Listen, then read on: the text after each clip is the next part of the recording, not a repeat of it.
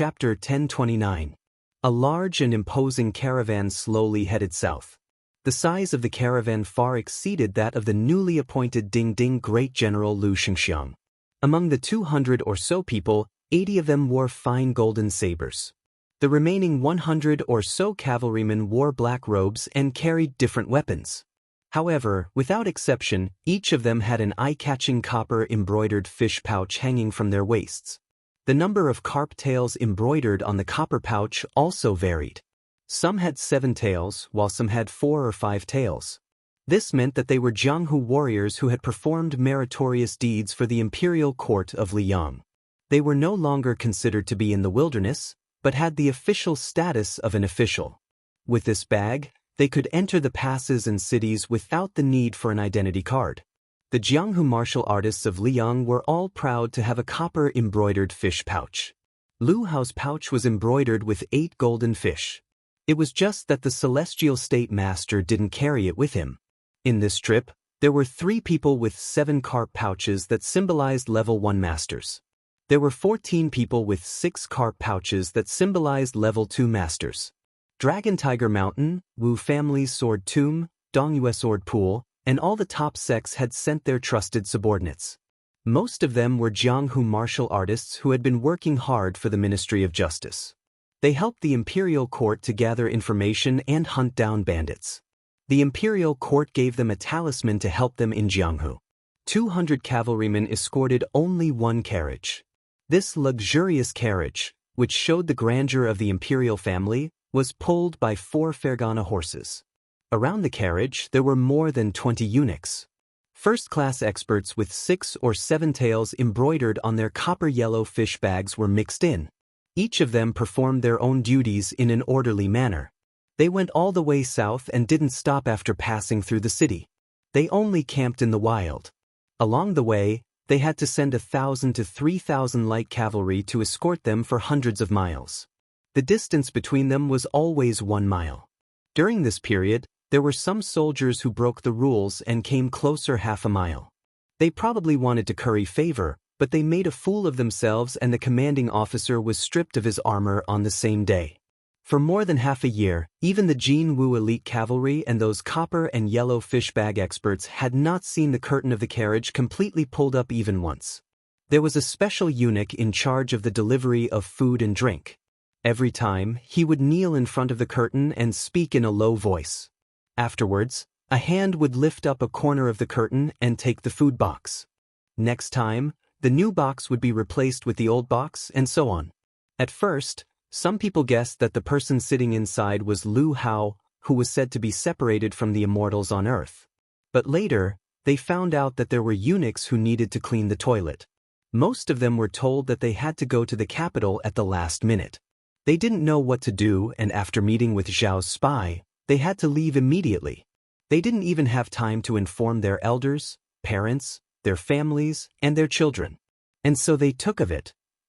Of course, of the crown of the imperial court. Of Wang. Otherwise, what kind of person or object in the world would be worth the trouble of these top-class masters who were equal to half of the forces in Jianghu? The reality of the carriage was unexpected. There were only 2 people. An old eunuch leaned against the wall of the carriage and dozed off. His bright red robe showed that his identity was not ordinary. His real name had long been lost in the passage of time. He was a remnant of Dongyue. When he entered the Dongyue palace, he was like most eunuchs. He took a senior eunuch as his adoptive father and was given a name by his master, who had a higher status than his biological father. Only then did he truly enter the door.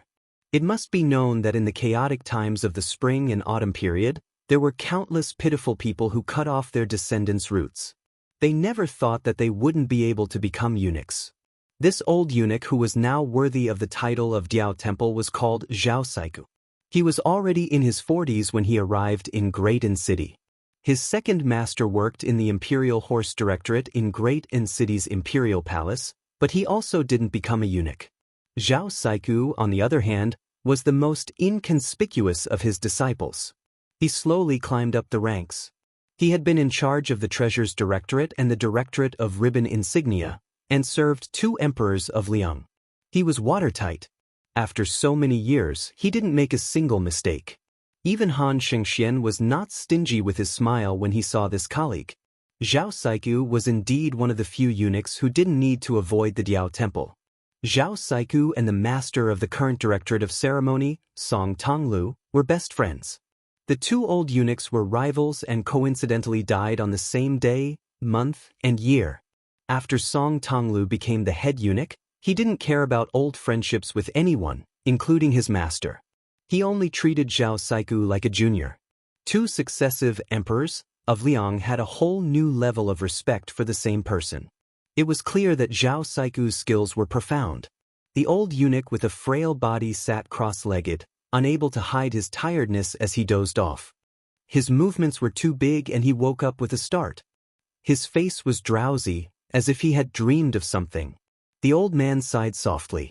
Liang had taken over the spring and autumn period, the territory, the gold and silver, the armory, and even the concubines. These things were either reasonable or flawed, but they were not criticized by others. However, there was one action that the late emperor of Liang had taken that was criticized both internally and externally. He had taken in almost all of the eunuchs from the 8 fallen countries of the spring and autumn period.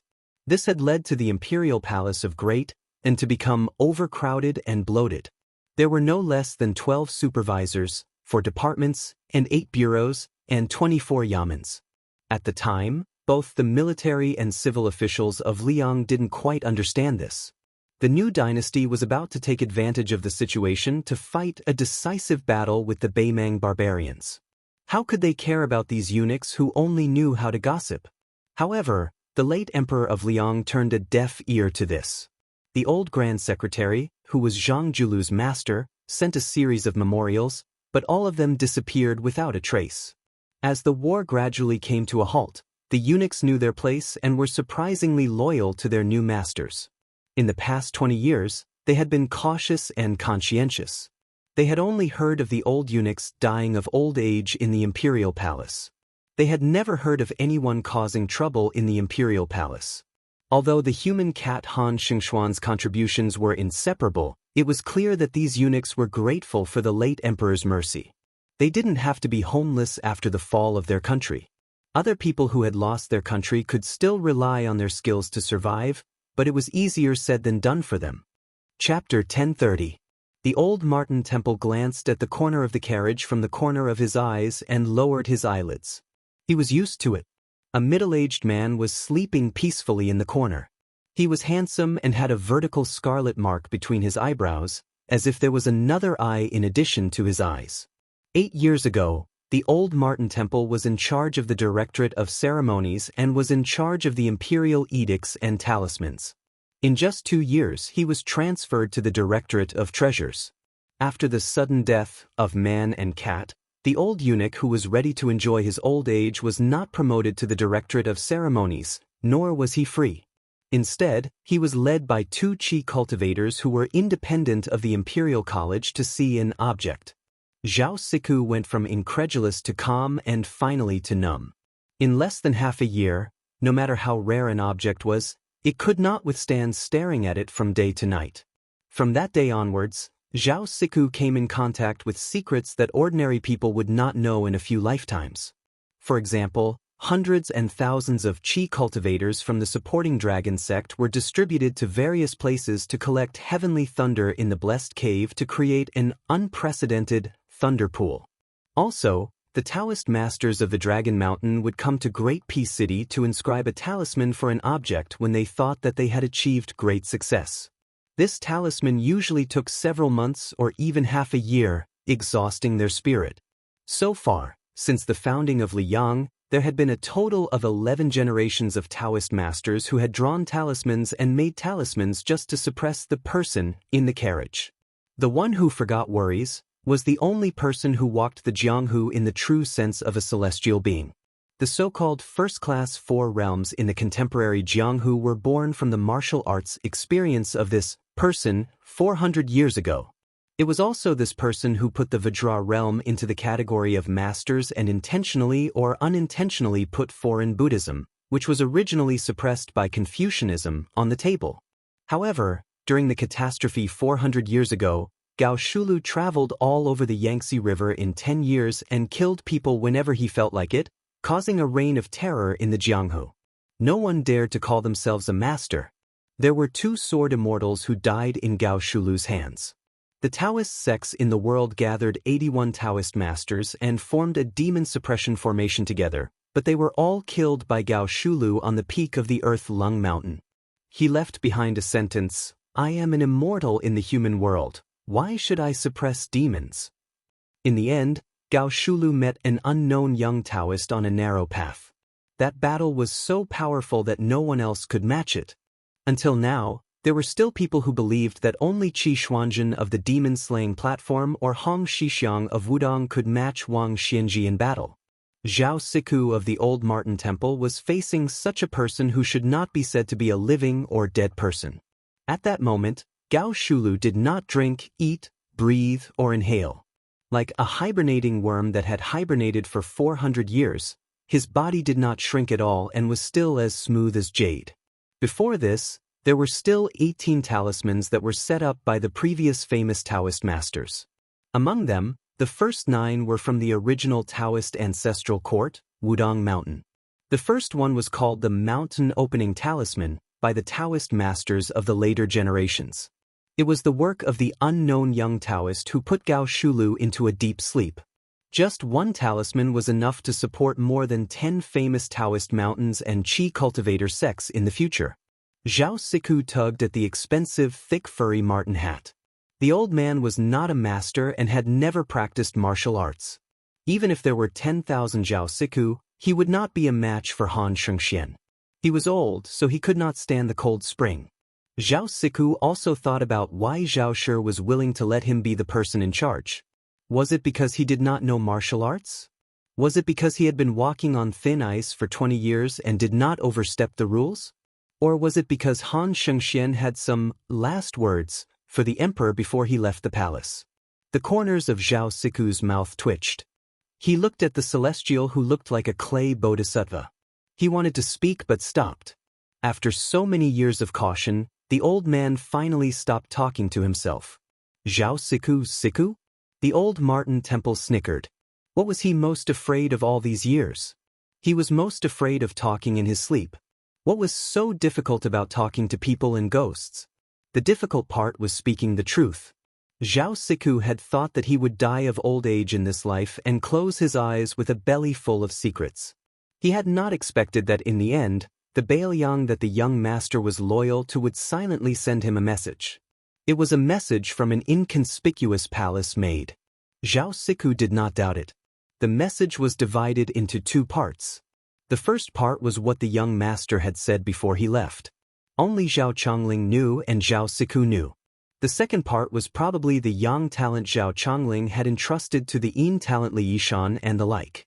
Zhao Siku sank into deep thought. He came from the Green Pavilion Zhao clan. That had once been one of the 10 great clans of the spring and autumn period. But he did not know why Zhao Chongling, as the eldest grandson of the first wife, did not inherit the family business and instead joined the Su family. It could be said that without the support of Zhao Chongling's family, the butcher Su Shao would not have been able to stand out so quickly among the generals in Liang. Zhao Siku did not have any loyalty to the Green Pavilion Zhao clan. He only clearly remembered the young master's style and the favor of protecting him. What Zhao Siku could do was to give Bailiang the detailed route to the south and the details of their military preparations. The secret in his heart that had been sealed for 20 years was like a jar of old wine being opened. He drank it all in one gulp and spat it out quickly. Zhao Siku habitually extended 2 withered fingers and furrowed his brows. He really could not understand what Bailiang would use to fight for this celestial. There were 2 keys, and they were divided into 2 parts, opening and unsealing. The method to open it was in his hands. The method to seal Gao Shulu was in the hands of the Qi cultivators in the dark. Even if Bailiang succeeded, it was just a hot potato. No one knew what Gao Shulu would do when she woke up 400 years later. Once the mountain opening seal was torn, who could seal the mountain and barely speak to Gao Shulu? Otherwise, would a madman who killed all the experts in the world be willing to listen to half a word of nonsense? Zhao Siku looked at the middle-aged man who was sitting on the ground with a calm expression and said softly, "I, the old eunuch, was given the name Siku by my master. All these years, other than being tired of scheming against each other, I can't say that I've suffered much. You, Gao Shulu, are said to be a celestial being who forgets worries. I heard that the so-called forgetting worries is a Buddhist way of speaking. It's just that other than sealing your 6 senses, you've also sealed 2 other senses. Only then will you be free. This kind of freedom is unimaginable to me, a layman who has been rolling in a muddy vat. But I think that I have been sealed off by so many Taoist masters for 400 years. How can I forget about the 2 words worry-free? Sigh, forget it. Although you can't bear to see and hear, I don't want to add insult to injury." The old Martin Temple was nagging. A sharp screech suddenly sounded. Zhao Siku was not frightened. Instead, he felt relieved. The old man was curious about what Bailiang would use to challenge them. Although they were already at the edge of the southern border of Jingji, if Bailiang had thousands of troops lying in ambush here, even if it was just a temporary instigation, it would be too scary. This was tantamount to an indirect rebellion. The truth must have caught the old eunuch, Li Yang, and even Bailiang unprepared. There were only 3 riders at the end of the post-house road as far as the eye could see. The rider on the left was a skinny young man with the rough outline of a Baimang man.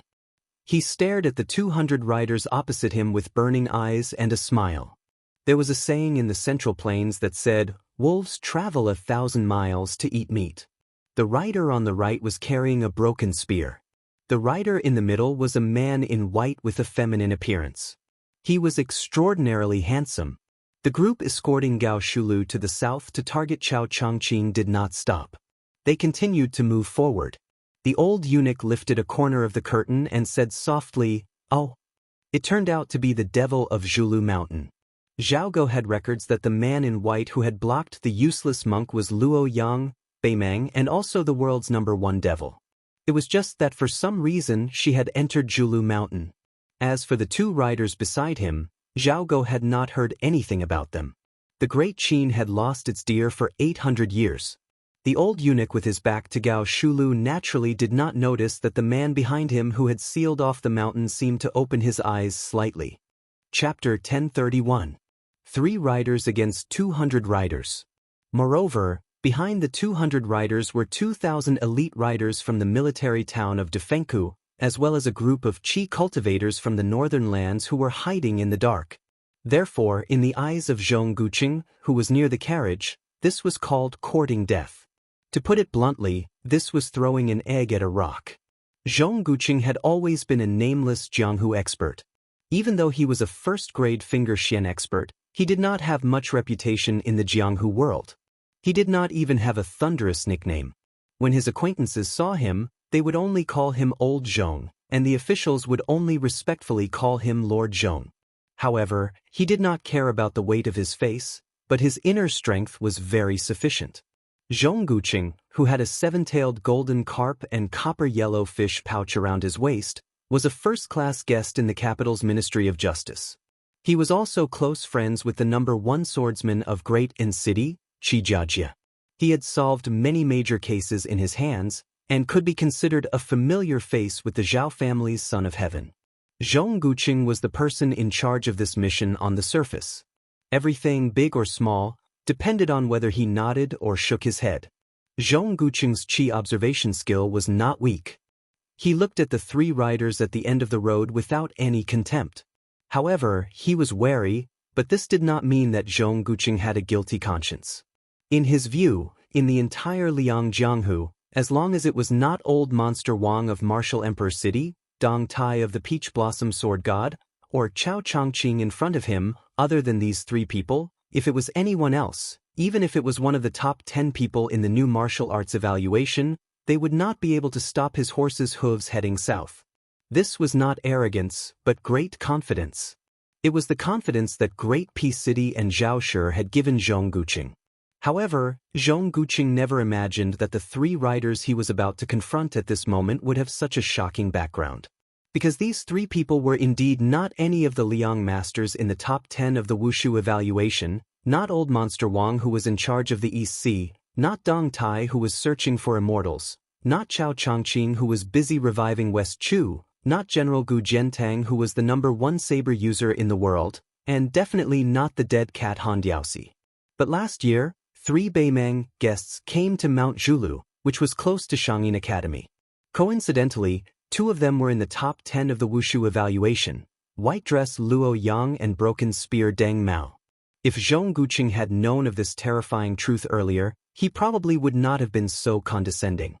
In the great battle of Jianghu, when had he ever heard of any of the 10 men of the world joining hands with another to kill the enemy? But today he just happened to run into it.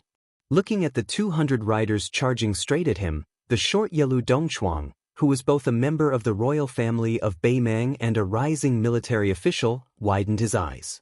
His face was a little dull and melancholic. He slowly turned his head to the woman in white who was walking slowly by his side and asked, "What's going on? These people don't take the 3 of us seriously at all. Could it be that Mount Zhulu is not famous and popular in Liang? Luo Yang, you tricked me. What did you tell me at that time? You said that the devil cult on Mount Zhulu was the target of public criticism, and that as long as I went up the mountain, there would be endless masters to kill. But in the end, there wasn't even a fart. That's fine. After all, Mount Zhulu is not easy to find, but why is it still so useless in Jianghu? You can't scare people. Luo Yang, you're not being honest. After this killing trip, I won't accompany you to play in Liang anymore. Isn't there a war in Gusai State and Longyao State? I have to go to the South Court to earn military merits. Otherwise, that fatty dong will definitely leave me far behind." Luo Yang ignored the short man who was grumbling like a woman. She said calmly, "Deng Mao, I'll leave the 2,000 riders at the back to you to delay. How much you kill depends on your mood. As for the qi cultivators in the hiding place, Yelu Dongchuang, you kill them. You don't have to deal with those on the road." Deng Mao nodded and had no objection. Yelu Dongchuang immediately said anxiously, "Surnamed Luo, you're bullying me because I'm not one of the 10 men of the martial arts world, right? Are you looking down on me? I'm still young. Let's see who's more powerful 10 years later."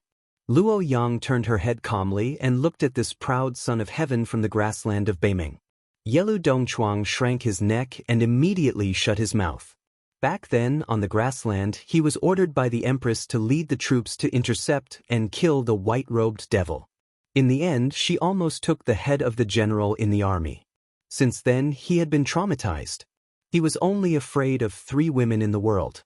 The Empress whom he could privately address as aunt, that damned fat chick Murong Longshui who liked to bully him since young, and Luo Yang who had never smiled at him. Yelu Dongchuang hesitated for a moment. In the end, he still did not have the guts to challenge Luo Yang. He obediently turned his horse around and dashed out of the road to find trouble with those sneaky qi cultivators. Deng Mao glanced at the carriage and asked softly, "Both you and I have sensed the strange phenomenon just now. Is it really all right?" The corners of Luo Yang's mouth curled up, and he said something that Deng Mao could not understand. "It's fine. The worst outcome is nothing more than an old friend meeting. Besides, this person might not really get involved. I guess if Wang Xianji doesn't come, even I may not be able to make him come back to his senses." Deng Mao had always been a man who did not like to get to the bottom of things. Seeing that she did not care, he could not be bothered to worry unnecessarily. Moreover, Deng Mao did not treat the white-robed devil who ranked higher than him in the martial arts assessment as a woman.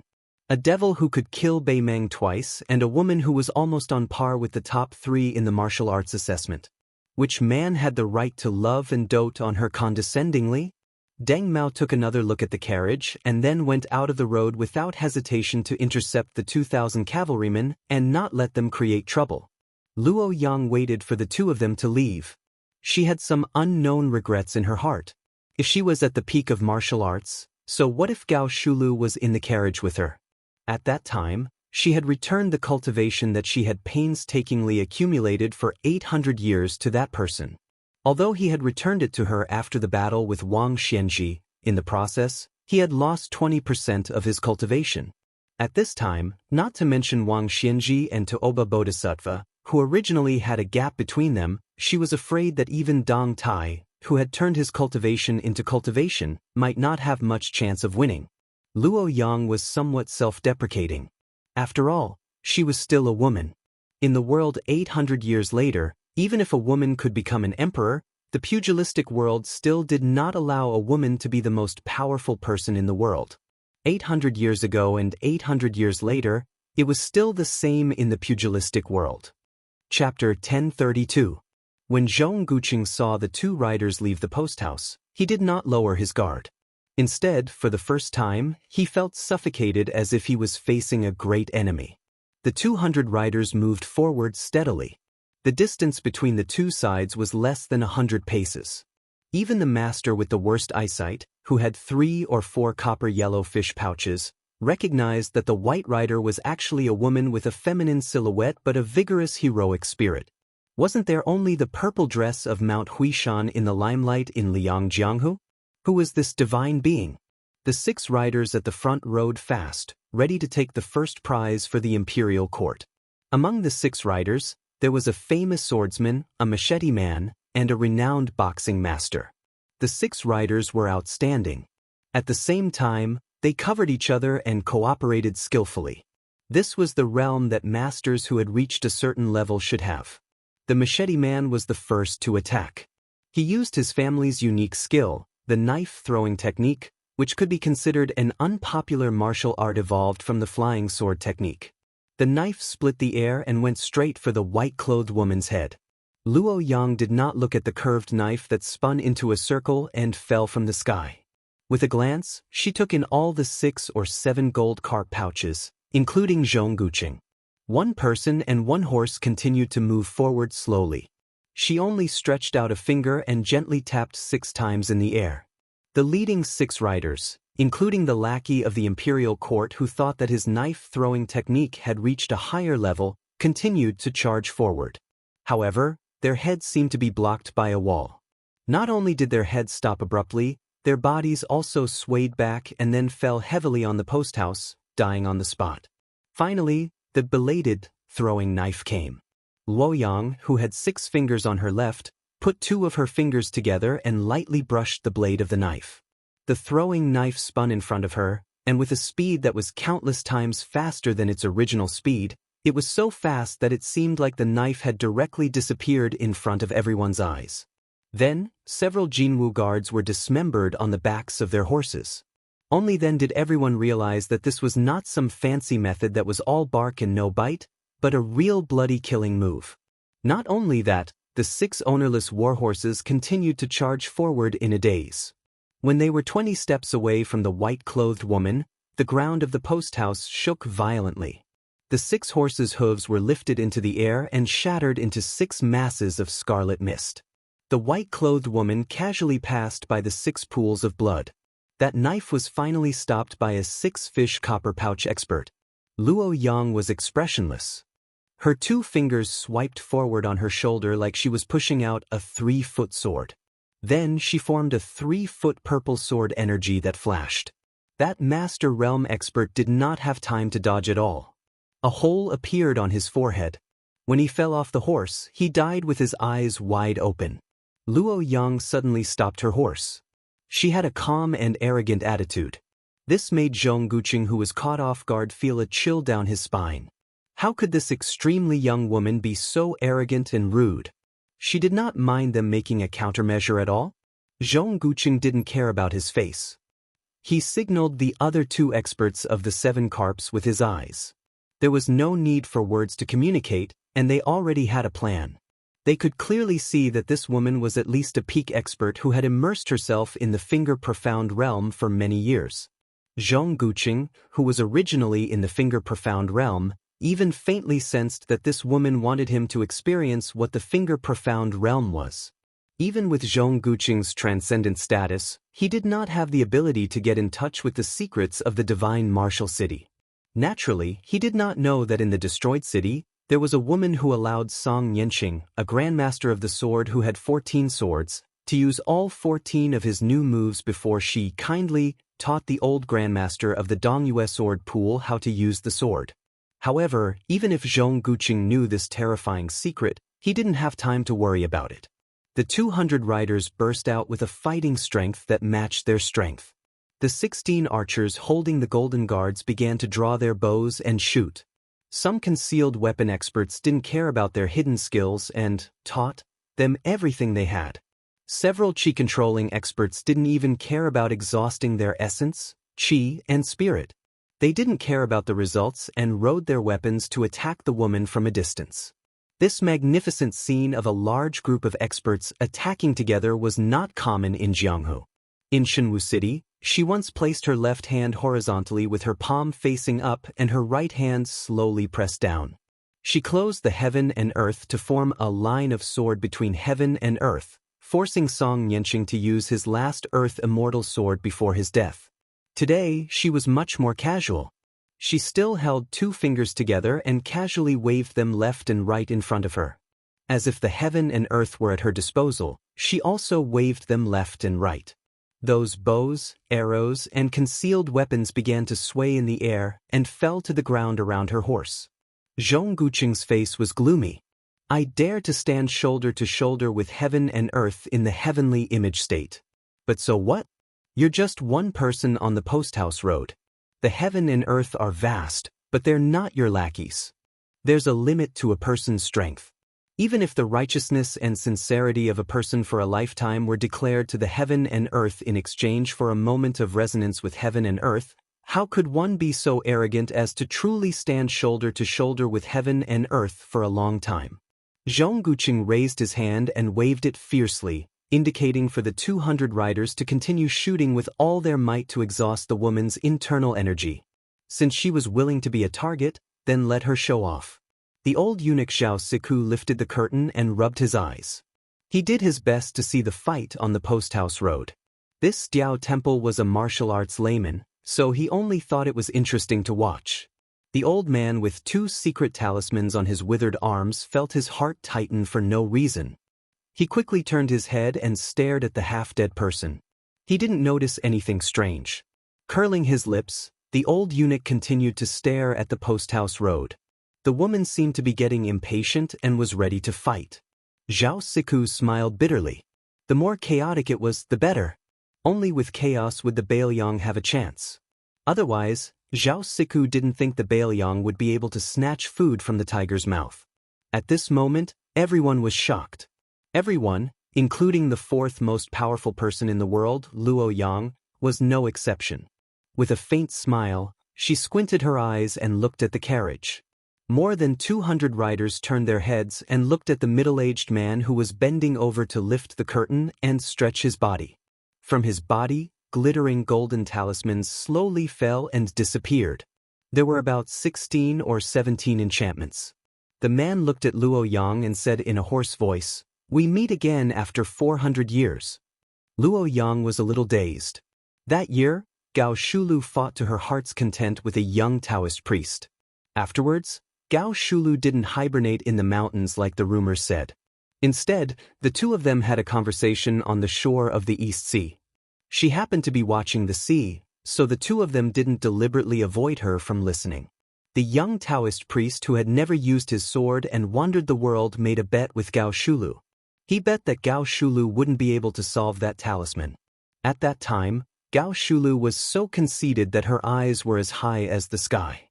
In all things under the heavens, there was always something to subdue. Even if one thing seemed to be invincible, there would always be something that subdued it. Wherever poisonous snakes were rampant, there would always be herbs nearby for people to pick to cure their poison. This was the principle. If Wang Xianji was Li Chuangong's subdued person, then that young Taoist was Gao Shulu's subdued person. After the talisman, the Taoist priest came back to his senses. He smiled apologetically at Luo Yang and quickly disappeared between heaven and earth. It had only been 18 years since he came to this world.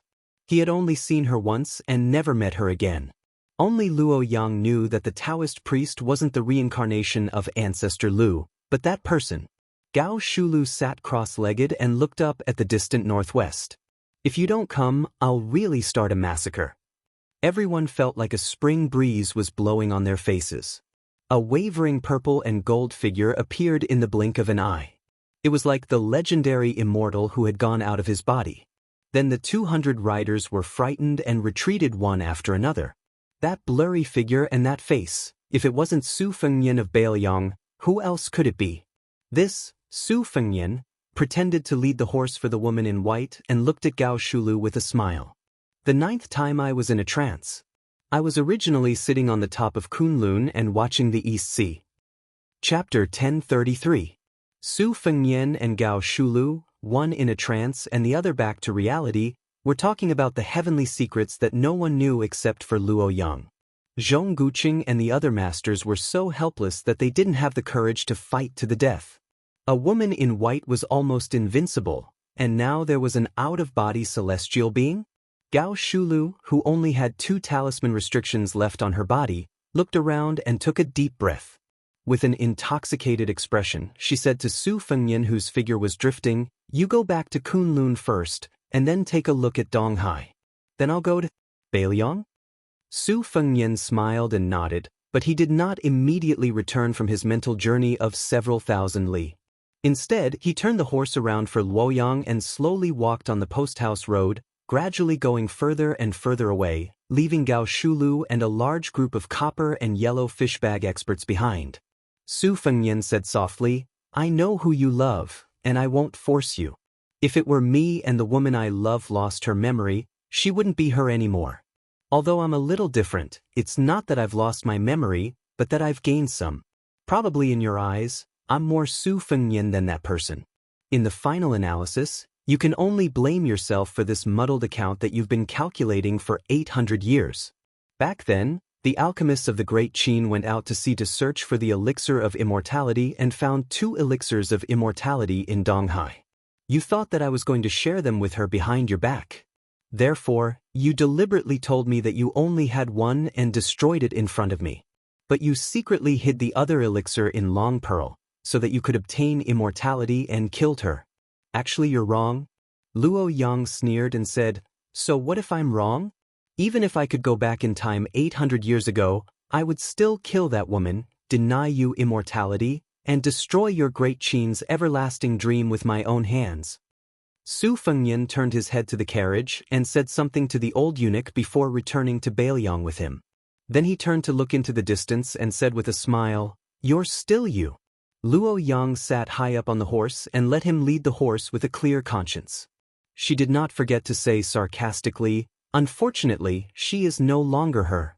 Su Fengnian calmly said, "Yuan Qingshan said that from now on Li Yufu of Wudong will let the affairs of the human world take care of the affairs of the human world, and the people of the heavens will be free and unfettered.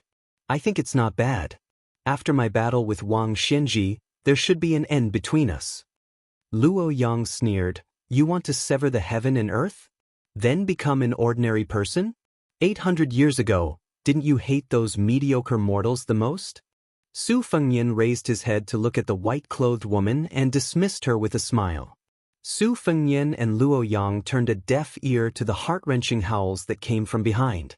After walking for a while, Su Fengnian released the reins of the horse and said, "Don't forget the 3-year agreement."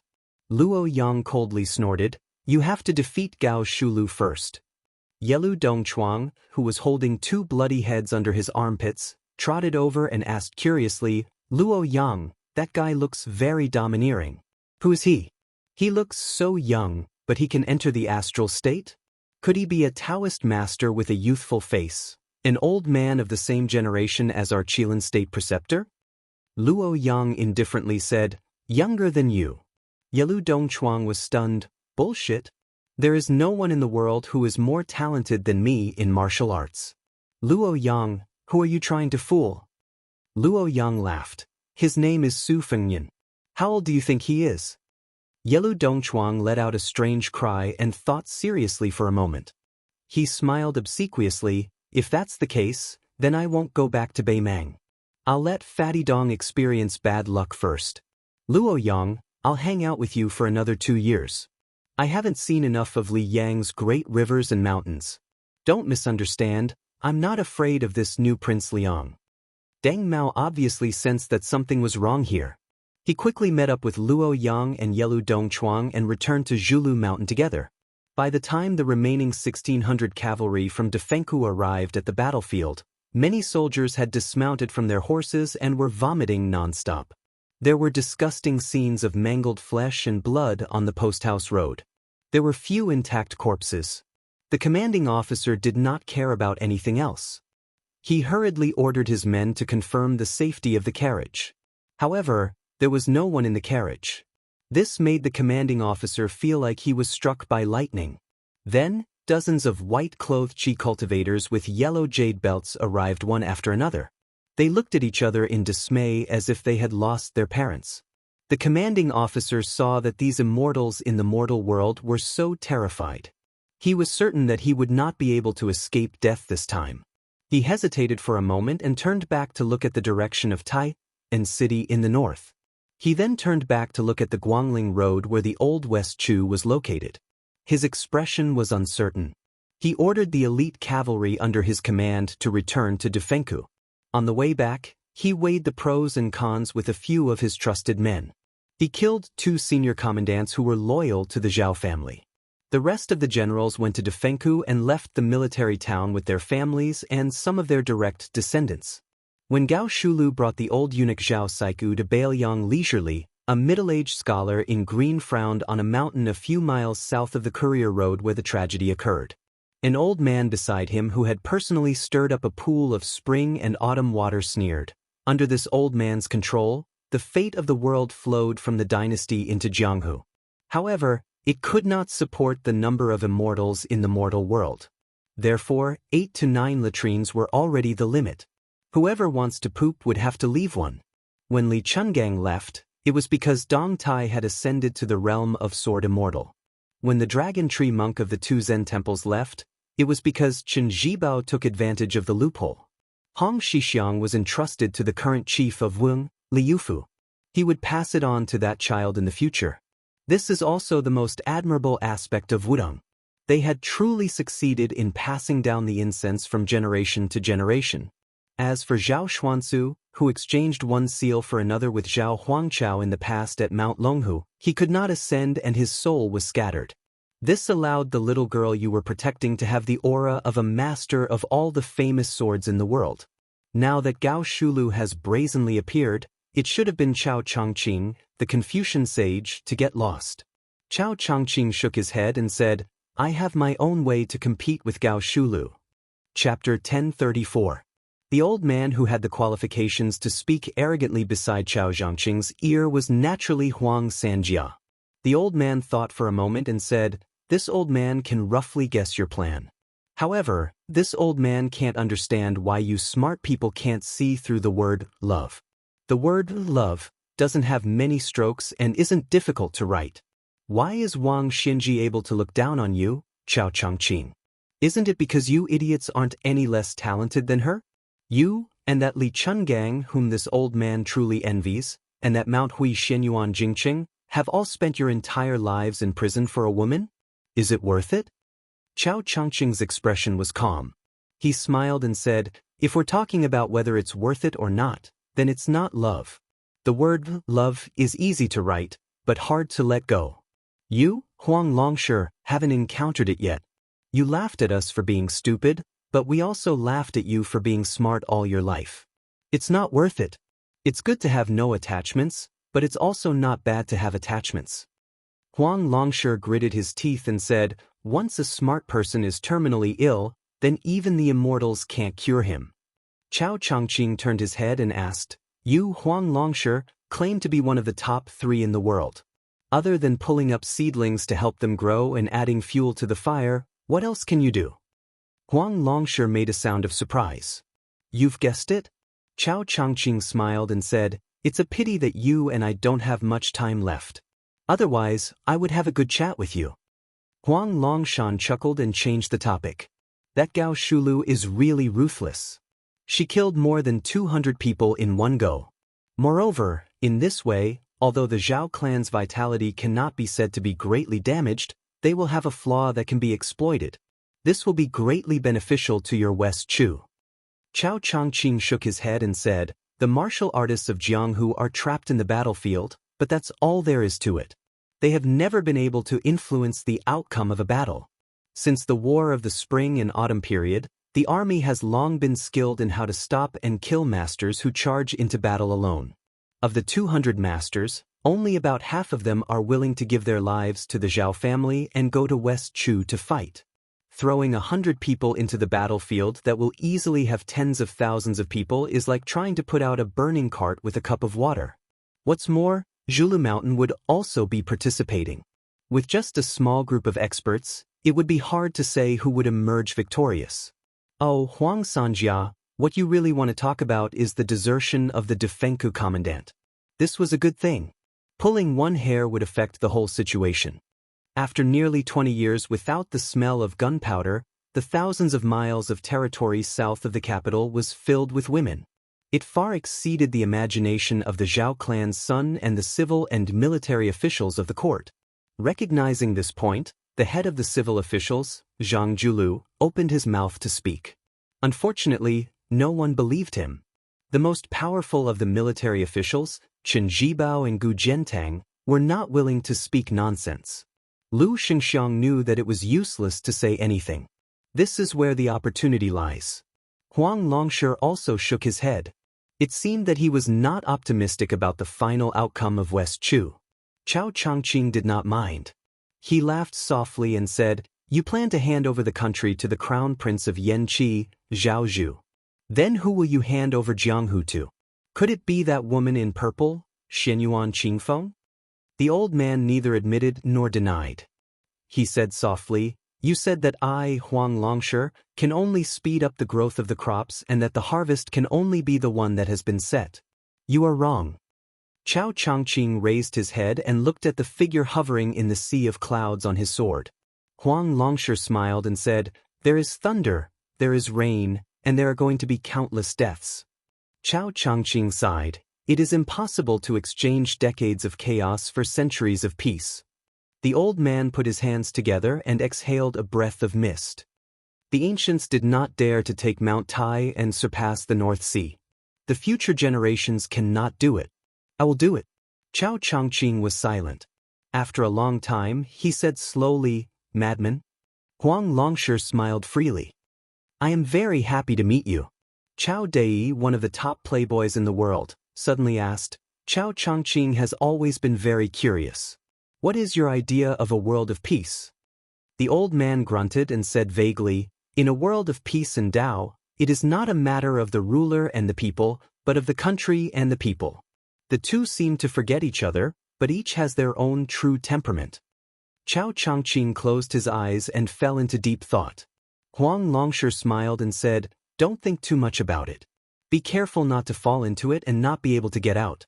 At that time, even if you are the scholarly sage Chao Qingyi, you will only be worrying about nothing.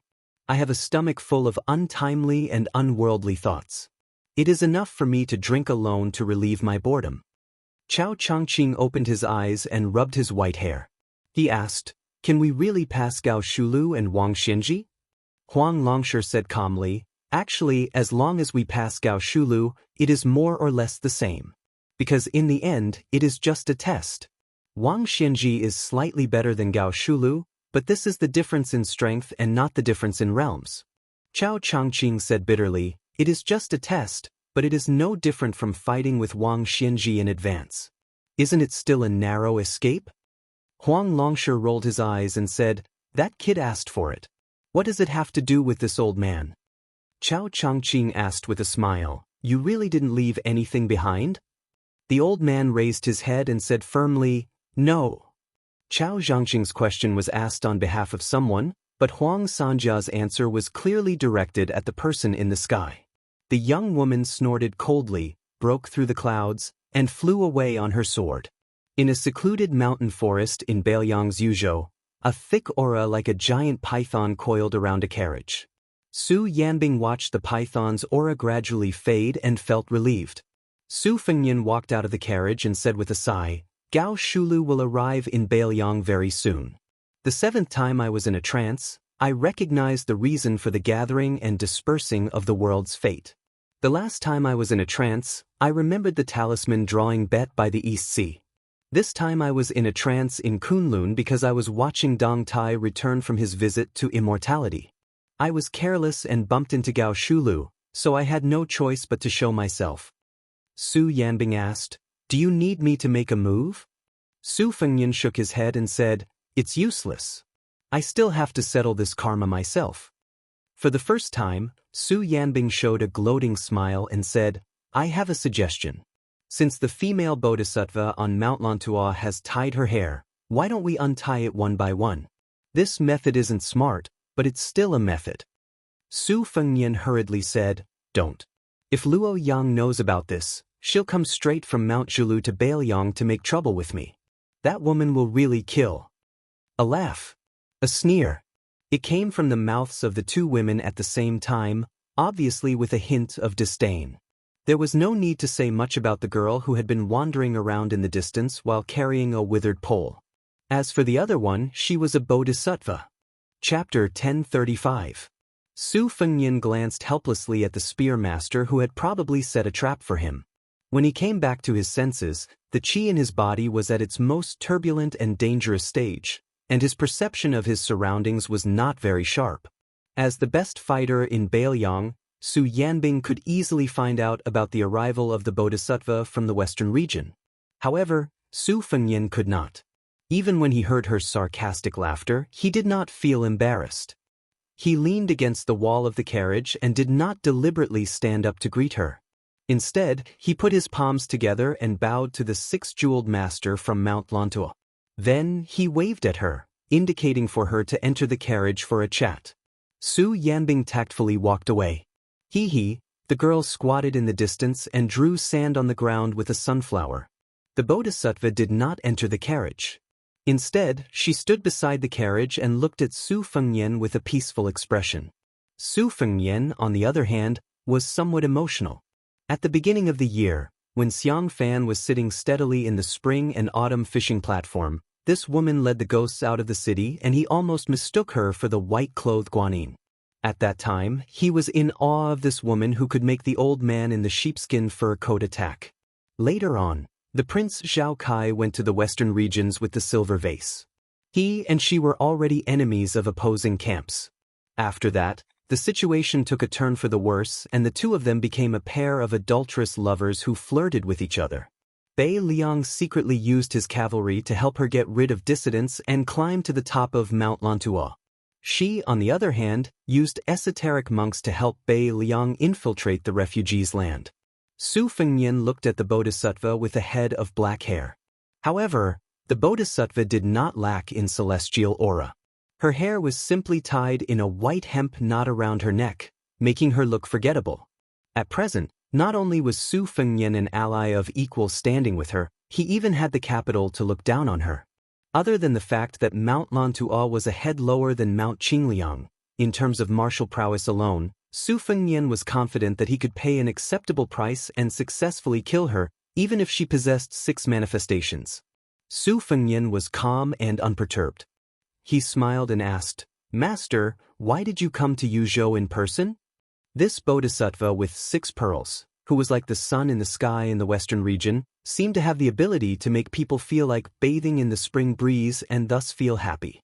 Her smile was tranquil, just like the celestial being on the mural. However, her tone was slightly alienated.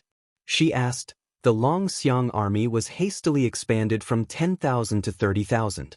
Can you guarantee that the western region will not be invaded by Beimang?" Su Fengnian twitched the corner of his mouth. It was said that there were 20,000 horse gangs besieging Qingsong City for more than 10 days. They could not break through the city and only left 2,000 corpses. In the end, 6,000 horse gangs slaughtered 12,000 horse gangs in 3 days. They chopped off heads until everyone changed to cold knives. In the end, only a few hundred people escaped. Finally, we know what 20,000 people are. They are just 14,000 horse gangs. Master, you may say that these horse gangs are not worth mentioning compared to the regular army.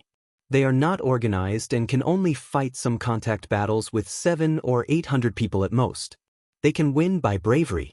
If there are too many people, they will show the fatal flaw of not knowing the battle formation.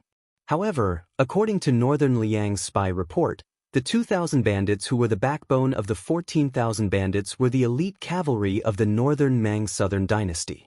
They were equipped with good horses, bows, swords, and armor. The leader of the army was a senior military officer of the Southern Dynasty. The reason why the bandits couldn't withstand a single blow was because the bandits were defeated by Huang Man or herself. Master, are you interested in guessing how many dragon elephant army soldiers Huang Man or had at that time? The bodhisattva with 6 pearls was expressionless. Su Fengnian did not care. He stretched out a hand and answered his own question, only 500. Of course, I don't deny that the Longxiang army is Bailiang's elite cavalry. These 500 are the best of the best. Master, you asked me if I can guarantee that the western region will be protected by Bailiang. The answer is obvious, yes. However, the land of refugees is the focus of Liang Mang's front line. The western region is far away from the main battlefield. Its final ownership and significance of the war is at most a secret troop. No one can be sure when it will be used. It may not even be able to determine the outcome of the war from the beginning to the end. Instead, it may become a burden to the overall situation. Moreover, the deal between you and me was a one-time deal. I support you to control the western region, and you help me to suppress the ancient military town of Fengxiang. Both sides offered a fair price. Therefore, we are both willing and happy to cooperate. Why should I put in extra effort to protect the safety of the western region? The 6-pearl bodhisattva smiled and asked, how do you achieve great freedom? Su Fengnian had a strange look on his face. Dual cultivation? Ordinary women would have long been shy, but this esoteric master still had a calm expression and nodded as if he had said a Buddhist principle. Su Fengnian waved his hand without hesitation. I wasn't joking just now.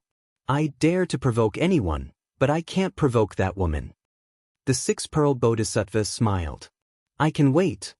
Su Fengnian smiled. Up to you. The 6-pearl bodhisattva walked up the carriage and sat on the other side. He said softly, the art of war emphasizes the combination of the strange and the right. When the Battle of Liang Mang started, Liangzhou was the right place, the land of refugees was the strange place, and the western region was the strange place after the strange place. It is not as simple as the king of Bailiang said. If it were any other king of Liang who said that the western region was useless, I would believe it. Bailiang? Since when did Bailiang have the habit of thinking about defeat before the battle? Chapter 1036. Indeed, Su Fengnian secretly promised Chao Wei 10,000 light cavalrymen to rush to the western region. Now that his secret was exposed, no matter how thick-skinned he could not help but feel a little embarrassed. After the embarrassment, he felt a little heavy. She could see that there were many masters in Beimang's southern dynasty. Would they have taken countermeasures early? Su Fengnian looked up at the sky. Although it was said that a man without foresight would have immediate worries, a man with foresight would have even more immediate worries. Now, the general trend of the world, from the height of the imperial court to the distance of Jianghu, was surging with undercurrents everywhere. Su Fengnian and Bailiang were undoubtedly the ones at the forefront when the real storm surged in the future. The girl jumped onto the carriage and sat between Su Fengnian and the bodhisattva of 6 pearls. She had unknowingly caught a yellow 4-legged snake in her hand. People in Bailiang called it the stone dragon. The girl held the poor little tail and kept spinning it, not tired at all.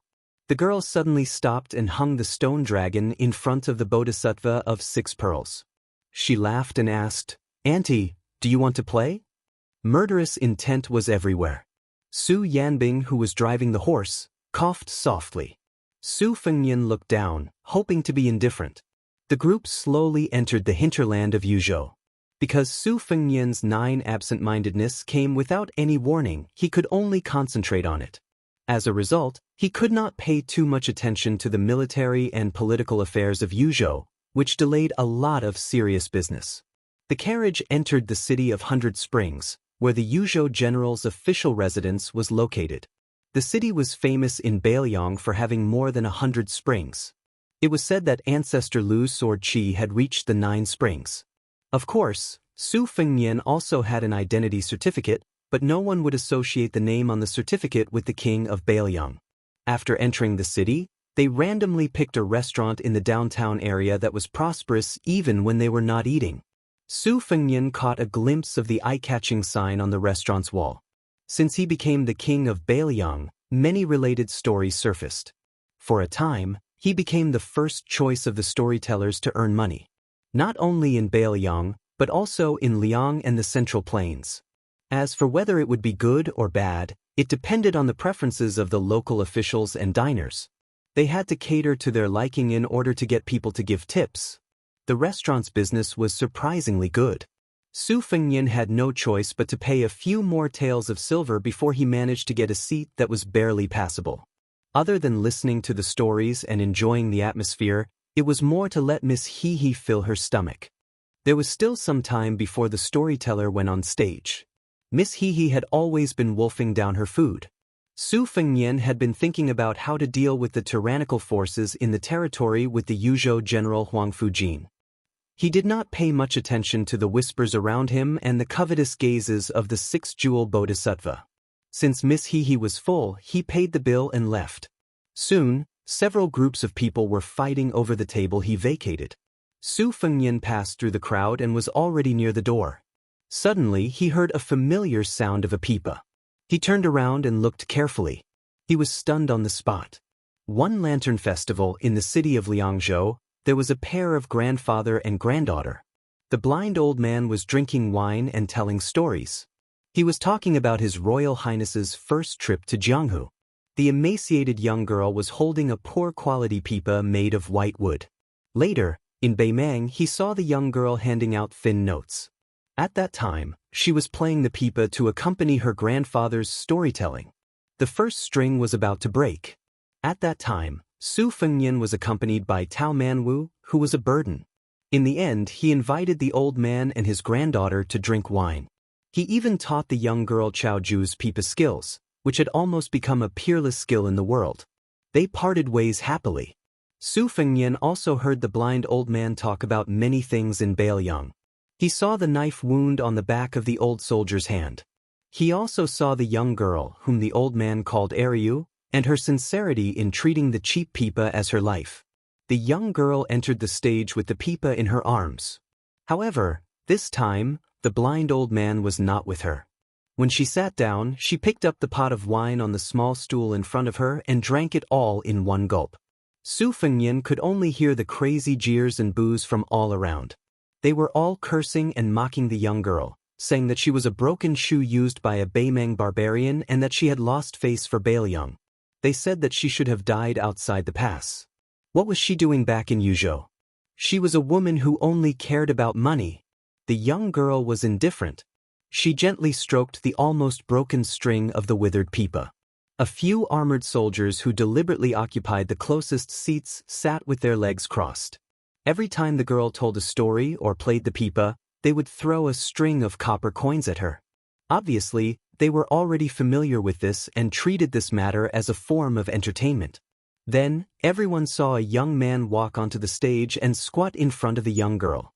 For a moment, the copper coins fell like rain. Su Fengnian asked softly, "Are you?" The young girl with indifferent eyes ignored him and continued to play the pipa. Su Fengnian squeezed out a smile.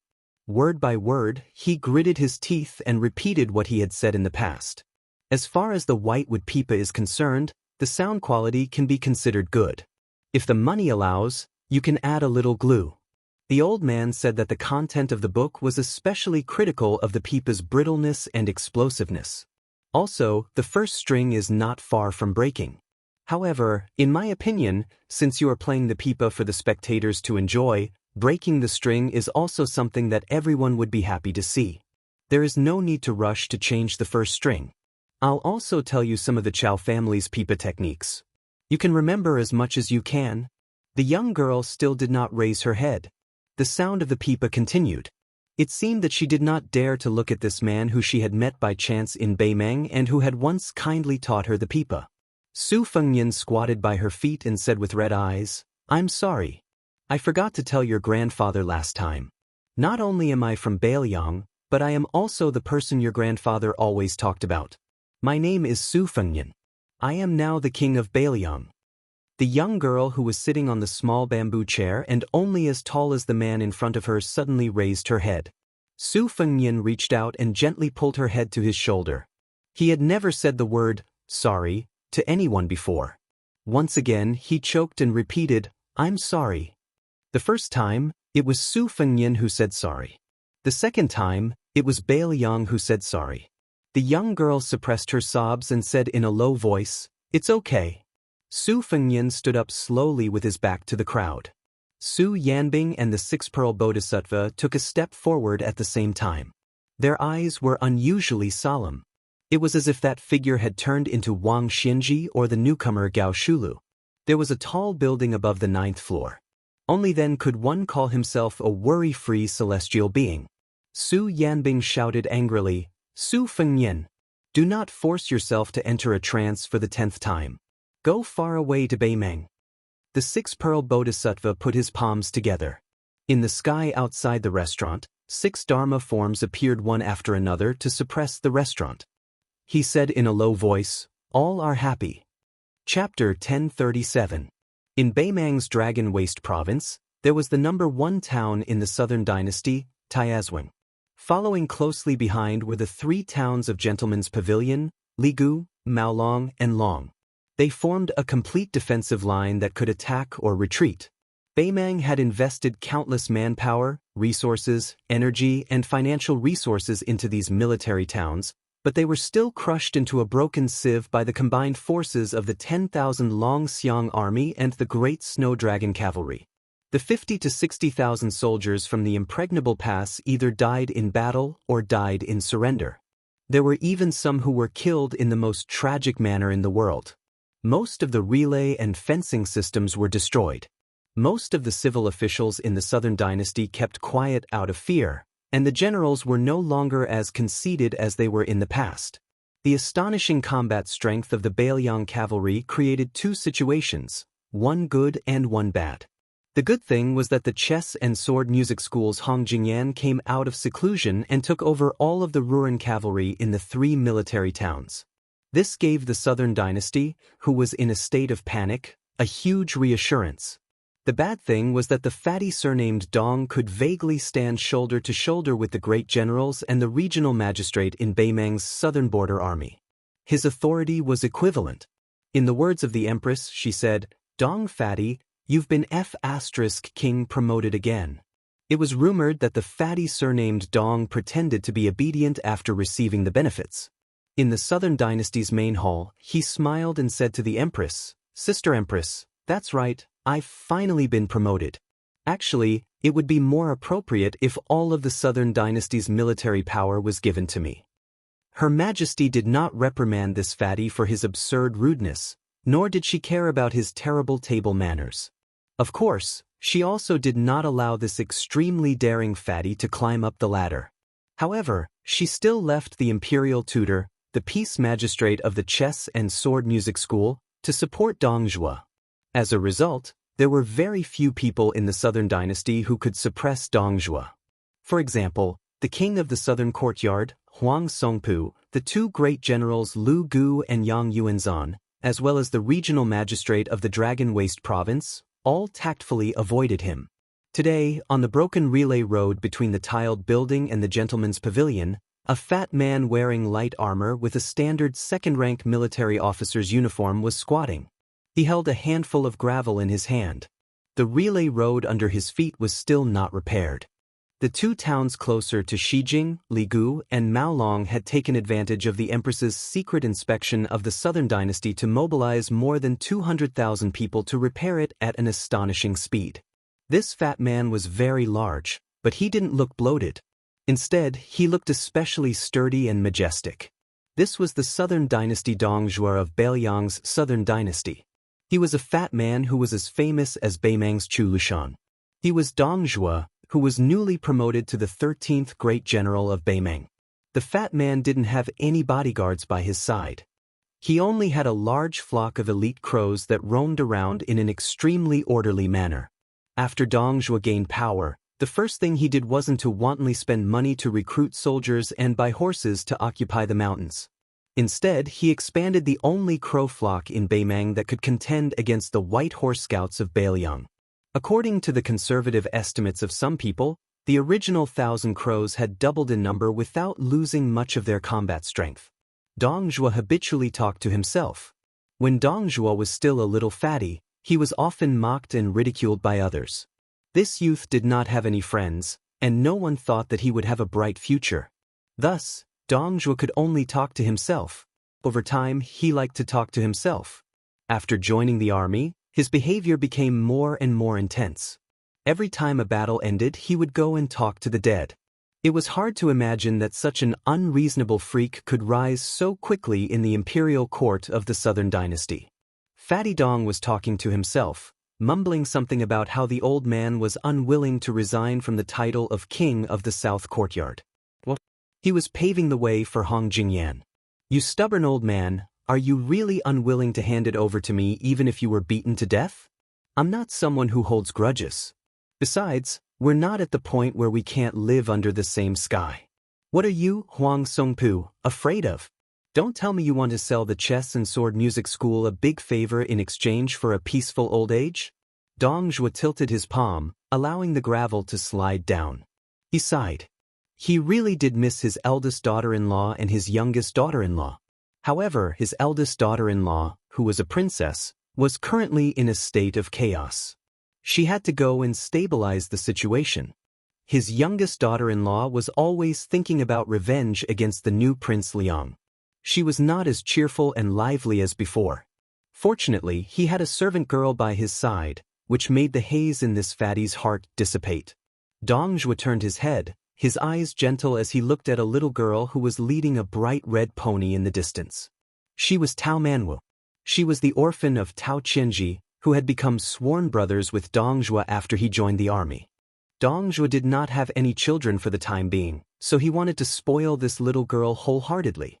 He had even told his two daughters-in-law that even if he had children of his own in the future, he would most likely not dote on them as much. His eldest daughter-in-law had always been kind and understanding. His youngest daughter-in-law, who had entered the Dong family a little later, was so angry that she did not let him sleep in bed for half a year. Dong Zhuo looked at the pitiful Tao Manwu.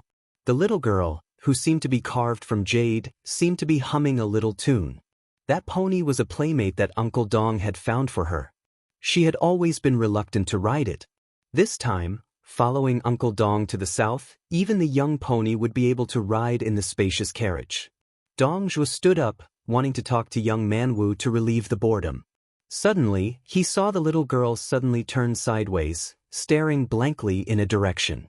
The extremely sensitive Dong Zhuo narrowed his eyes and followed her line of sight. He did not see anything. This fatty was confused and could not figure out what was going on. He did not think too much about it and hurriedly ran over to the little girl. He saw young Manwu raise her arm to wipe her eyes. They were a little red and swollen. He did not know if it was because she had cried or because of the rough wind and sand. Dong Zhuo crouched down and asked gently, "What is it?" The little girl's line of sight shifted slightly, and she shook her head vigorously. Dong Zhuo had been with her day and night. How could he not know that she was lying? But what did it matter? Young Manwu did not want to talk, so Dong Zhuo did not ask. He just pressed the tip of his nose with his thumb and made a pig's head to amuse her. The little girl reached out to take Dong Zhuo's finger and helped him rub his face. She said in a serious tone, "Uncle Dong, those big brothers called Crow Palanzi all said that you have become a high-ranking official. You must not fool around anymore." Dong Zhuo laughed and said, "It does not matter. Even if one day Uncle Dong is too old to ride a horse and can't lift a spear, you will still make a face at young Manwu." Tao Manwu squeezed out a smile and glanced into the distance. She said softly, "Uncle Dong, I want to sing that song. Do you want to hear it?" Dong Zhuo laughed heartily. He carried Tao Manwu on his broad shoulders and sat her down. The little girl hummed loudly, "The green grass grows next year, the wild geese go and come back. The spring breeze blows this year, will the young master return? The green grass is green on the green flagstones, the man in green on the green flagstone bridge, humming a Jinling tune. Whose daughter lowers her head and smiles? The yellow leaves fall this year, year after year. The autumn wind rises next year, will the wife be there? The yellow flowers flow in the yellow river, the yellow flowers in the yellow river city, Fluttering yellow butterflies. Whose son's knife is in the scabbard? Dong Zhuo sighed in his heart. Young Manwo was probably missing the young master who could not tell whether he was an enemy or a benefactor. Probably influenced by the little girl's song, the Crow Palanzi nearby, who were unparalleled in individual combat, began to hum a little song that belonged to the 70,000 Dong army. The Dong army's men rode their swords, mounted their spears, and died by the horse's back. Don't cry your heart out at home, my son will be the Dong army's man again. Young Man was sat on Dong Zhuo's shoulder and looked somewhere. She hesitated for a moment, and with red eyes, she quietly waved her slender arm as a farewell. Chapter 1038. The Ruren Mountains were a vital natural barrier for Beimang's southern dynasty. With Mount Bubang as its core, it also had 3 military towns, Ruoxian, Laohuai, and Wuchuan. At its peak, it did not have more than 90,000 Ruren cavalry, but it was also a mighty army whose name shook the world. Last year, in the Battle of Liangmang, the Ruren cavalry did not participate because of the sudden death of Mount Bubang's 5th raccoon. The Southern Dynasty officials firmly believed that even if this powerful force faced off against Bailiang's Long Xiang army, they had a 50-50 chance of victory. Mount Bubang was still Mount Bubang with the strange surname of Diwu. However, the Ruren cavalry followed the master of Gongluzi, surnamed Hong. Beimang did not place as much emphasis on birth as the Central Plains, but they revered martial prowess more. Hong Jingyan, who was originally the 4th most powerful person in the world, became the master of the Ruren Mountains without any disturbances. Gongluzi, who had suppressed Mount Bubang by himself, had never climbed the mountain to visit the surname of Diwu. He rarely even appeared near Mount Bubang. This was especially so when Diwu's daughter, the wife of Beimang's 13th general, Dong Zhuo, assumed command of the heavily weakened Mount Bubang. There were people who said that Hong Jingyan would never climb the mountain again in order to avoid suspicion. The endless Ruren Mountains were filled with wheat at the foot of the mountains.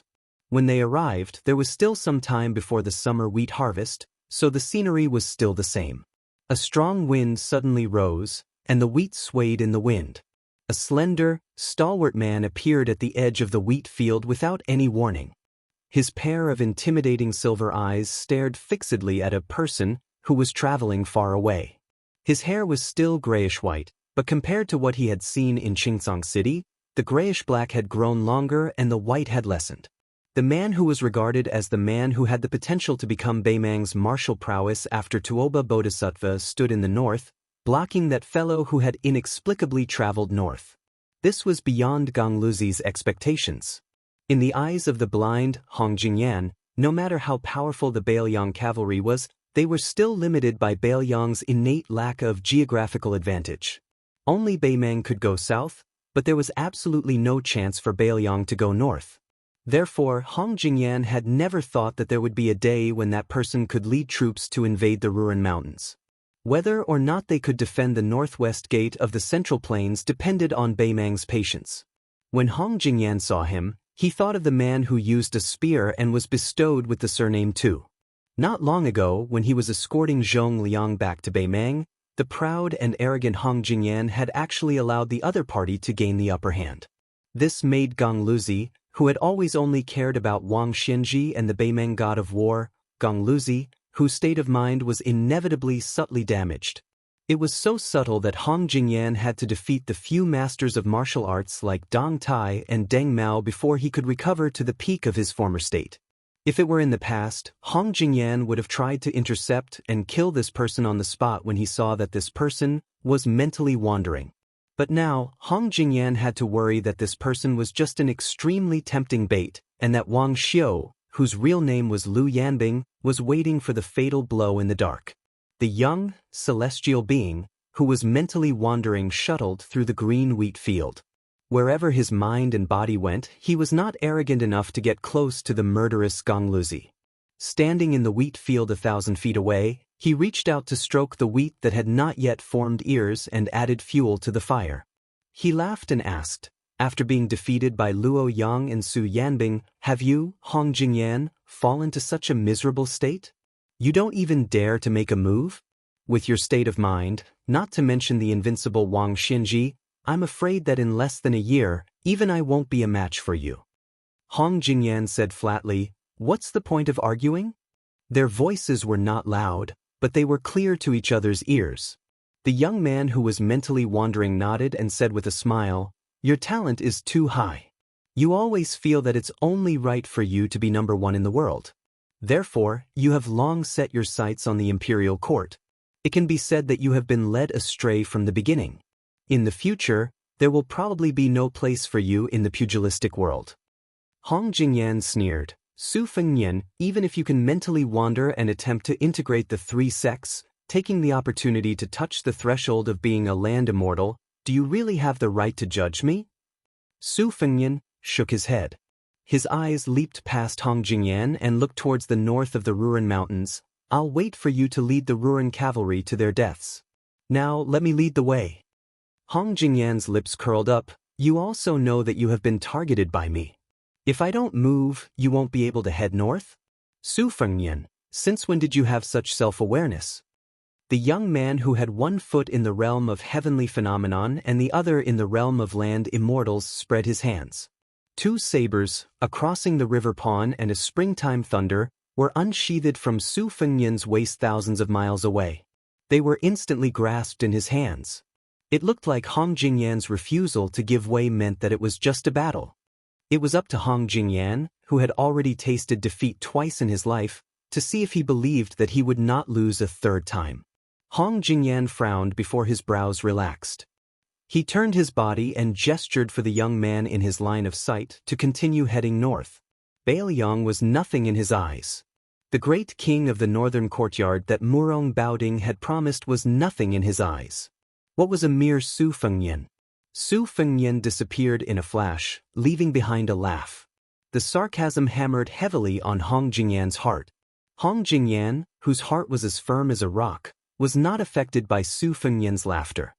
He just stood there in a daze and asked himself, "I can't take care of the world's number one and the ruler of the world at the same time?"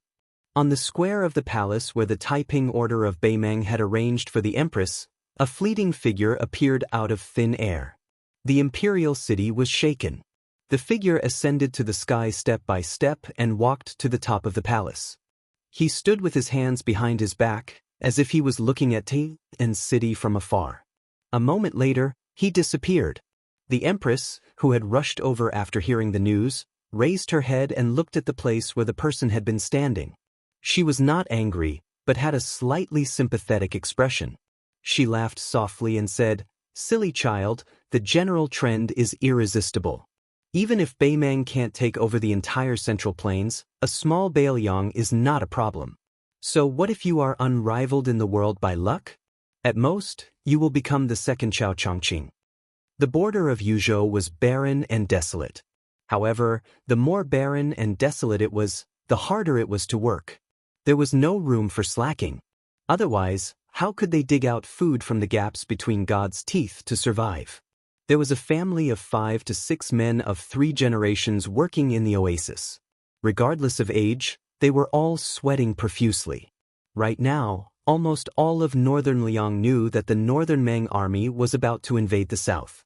The wealthy families had already begun to move quietly, moving their valuables to either the east or the south. However, the number of wealthy people who had the ability to avoid disaster was always in the minority. Poor people like this family were still in the majority. They could only resign themselves to their fate. Wherever the fields were, they could only stay there, guarding their crops, guarding their harvest. They could only hope that the young vassal king could really help them withstand the tide of attacks from the northern Mang cavalry. In fact, the old man didn't have too many regrets. After all, he had lived a peaceful life for more than 20 years. However, he was still worried about his children. A white-haired old farmer looked at his grandson, who was working with his elders, and couldn't help but grin. This child learned from his father, and his father learned from him. Both of them had a headache just looking at the words on the books. However, the old man still felt that it was good to learn one more word for one more day. It wasn't a waste of money. The old man stroked his grandson's little head, which was reddened by the increasingly scorching sun, and asked him to take a rest in the shade. The child chuckled and trotted to the edge of the field to slack off. However, he seemed to have seen a handsome child. However, when he rubbed his eyes, the handsome child disappeared. When he rubbed his eyes again, he saw the handsome child again. This made the child confused. It was not until the man came to his side and sat on the ground that the child was sure that he had not seen a ghost during the day. The simple child plucked up his courage and asked, "Do you want some water?" The figure who gathered in the south and dispersed in the north smiled and shook his head. He looked at the figures in the field who were facing the yellow soil with their backs to the sky and asked softly, "Will the harvest be good this year?" The child was stunned and said naively, "The snow is heavy at the end of the year. It should be good." The child smiled and asked, "Did anyone in your family join the army?" The child said embarrassedly, "No. My father wanted to go before, but he wasn't chosen." As if he was afraid of being looked down upon by the child beside him, the child said with a serious face, "When I'm older, I'll definitely go. I'll kill the northern barbarians and earn a lot of money to send home. Yes, and protect our family. Also, let me tell you something. Hey, child, don't tell anyone else. Our village's May is very pretty, but she has always ignored me. When I grow up, I'll definitely marry her because her sister married a soldier at the border. I saw him once a few years ago and he was very impressive. So, I'll also go to war." The child nodded. The two of them took a break from work and looked into the distance. When the child finally came to his senses, the child beside him had already left. The child jumped up and shouted to his grandfather, "I saw an immortal." The old man smiled and straightened his back. He wiped his sweat and murmured, "This child."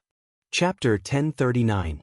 At first, the people in the restaurant were a little afraid of the young man with the saber. However, when he got up, he did not seem to be angry. He just foolishly held the pipa and stood beside the storyteller. Naturally, they thought of him as an embroidered pillow who wanted to save the beauty but did not have the strength to pull out his saber. Such a timid young man from a rich family was rare in Baelyang. Most of the soldiers who threw money at him had some family background. Otherwise, they would not have dared to come to the restaurant to drink, eat, and listen to storytellers while they were on duty. Moreover, they were the soldiers in charge of monitoring whether the young man broke the law. It could be said that if the young man dared to pull out his saber, they could capture him, whip him dozens of times and throw him into prison. Without 200 or 300 taels of silver, they would not be able to get him out. Yu, who was hugging the pipa, raised her head to look at the young master whose eyes were unfocused. Even though his appearance had changed, she was certain that he was him, the young master who had traveled the northern Mang and sat at the same table as her grandfather. After an unknown amount of time, the self-proclaimed Northern Liang King seemed to wake up. His lifeless eyes regained their luster, and he turned his back to her. Su Fengnian said calmly to Su Yanbing, who looked relieved, "Guard the door. Huangfu, she will be here soon." The woman with her hair tied up called out 6 dharma forms but still could not stop the celestial being from traveling. Her expression was strange, as if she had met this man for the first time. Su Yanbing wanted to say something but stopped. In the end, he did not say anything. He walked to the door of the restaurant and closed his eyes to concentrate. Some customers sensed that the situation was not good and wanted to escape. However, they were knocked out before they could get close to the door. Su Fengnian slowly walked to the tables of soldiers who had stood up. His fingers pressed on a Baelyang saber that he had untied from his waist and placed on the table. The Yuzhou cavalryman who was supposed to be in charge of the young men in the city could not take the saber away. The dozen soldiers were led by a burly captain. He had good eyesight and knew that he had encountered a difficult person. However, he did not show weakness and said in a low voice, "Young master, I am Huang Yi from the Huang family of Iha County. You should think about it yourself. If you and I each take a step back today, I can still treat you as a brother. You can walk out of this restaurant and drink in Iha County. I guarantee that you won't have to spend a single copper coin." Su Fengnian said expressionlessly, "You can say this to Huangfu Shi later."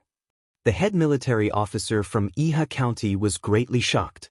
Just as he was about to speak, he heard a rush of horse hooves coming from outside the restaurant. Listening to the horses, this was the ability that all old soldiers should have. Although this head military officer was domineering, he was not careless in his battle formation and martial arts. Even if the Yuzhou soldiers were a level lower than the border soldiers, they were still much stronger than the Lingzhou soldiers. The captain gritted his teeth and laughed coldly. The Yuzhou general is a high official. However, my father had followed Great General Yan for many years. He is not someone that Huang Fushi can offend. Su Yanbing allowed Huang Fushi, who was wearing the uniform of a general without any armor, to walk into the restaurant. This was the second time he had seen the Bailiang king today. He did not say anything, prostrating himself on the ground and kowtowing. Su Fengnian raised the ordinary Bailiang blade. Ignoring the restaurant full of shocked customers, he walked in front of Huang Fushi and asked, "I will only ask you one thing. Do you know about the restaurant?" Huang Fushi lay on the ground and said with a trembling voice, "The official residence is only 3.5 streets away from here. I have heard about it. However, as the Yuzhou general, I only dare to manage the military affairs of a province. I do not dare to cross the border and interfere with the government affairs of a province." Su Fengnian smiled. "You are truly a competent general who abides by your duties. This king can't be worried about handing the military power of Yuzhou to you." The Yuzhou general, who was of primary third rank and had power that could not be any more powerful, lay on the ground without daring to breathe loudly. Su Fengnian extended a leg and directly stepped on Huang Fushi's head that was pressed against the cold ground. With a bang, the nearby spectators all saw blood flow out from where the Yuzhou general's face touched the ground. However, this general who had once appeared on the stage at the great reading of the gourd in early spring still did not move. Su Fengnian looked coldly at the back of Huang Fushi's head and muttered to himself, "I have given you power. Since you do not dare to offend people, this king can do it himself." Su Fengnian suddenly extended an arm. Before Huang Yi, the commandant who did not have the time to kowtow to the king of Bailiang, his robust body was involuntarily pulled forward and he stumbled. The Bailiang blade was unsheathed and a head appeared on the ground. Su Fengnian casually pushed away the headless corpse that was falling forward. Those soldiers who knew that they had encountered the new king of Bailiang did not dare to draw their blades against him even if they were beaten to death. The status of the king of Bailiang was enough to make them not dare to move.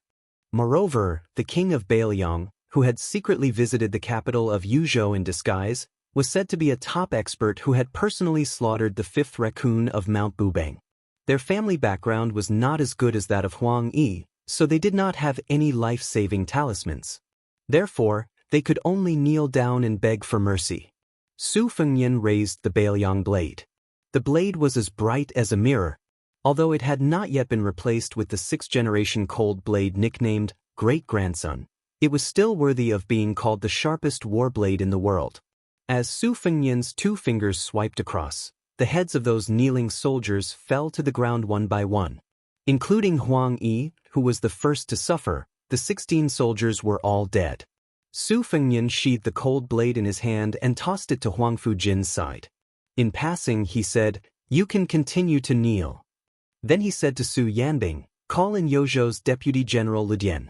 A young and strong general quickly walked into the restaurant and knelt near Huang Fujin. He did not dare to look at the dismembered corpses on the ground, nor did he dare to look at the crowd of kneeling customers. He only heard the king of Bailiang casually say, "Everyone in the restaurant has their property confiscated. As long as they have an official position, immediately drag them out and kill them. Have someone hang these corpses on the screen wall of the general's residence in Yuzhou. Spread the word that this king is sitting in the general's residence. If anyone wants to see this king, regardless of whether they want to collect the corpses or plead for mercy, the general's residence will not stop them." Su Fengnian walked over and took Aryu's hand as they walked out of the restaurant. The woman hugged the pipa, dejected and speechless. They sat in the carriage and slowly drove toward the Yuzhou general's residence. Su Fengnian sat upright and still. He did not look at the woman and only said softly, "It's not worth it to tell stories for me.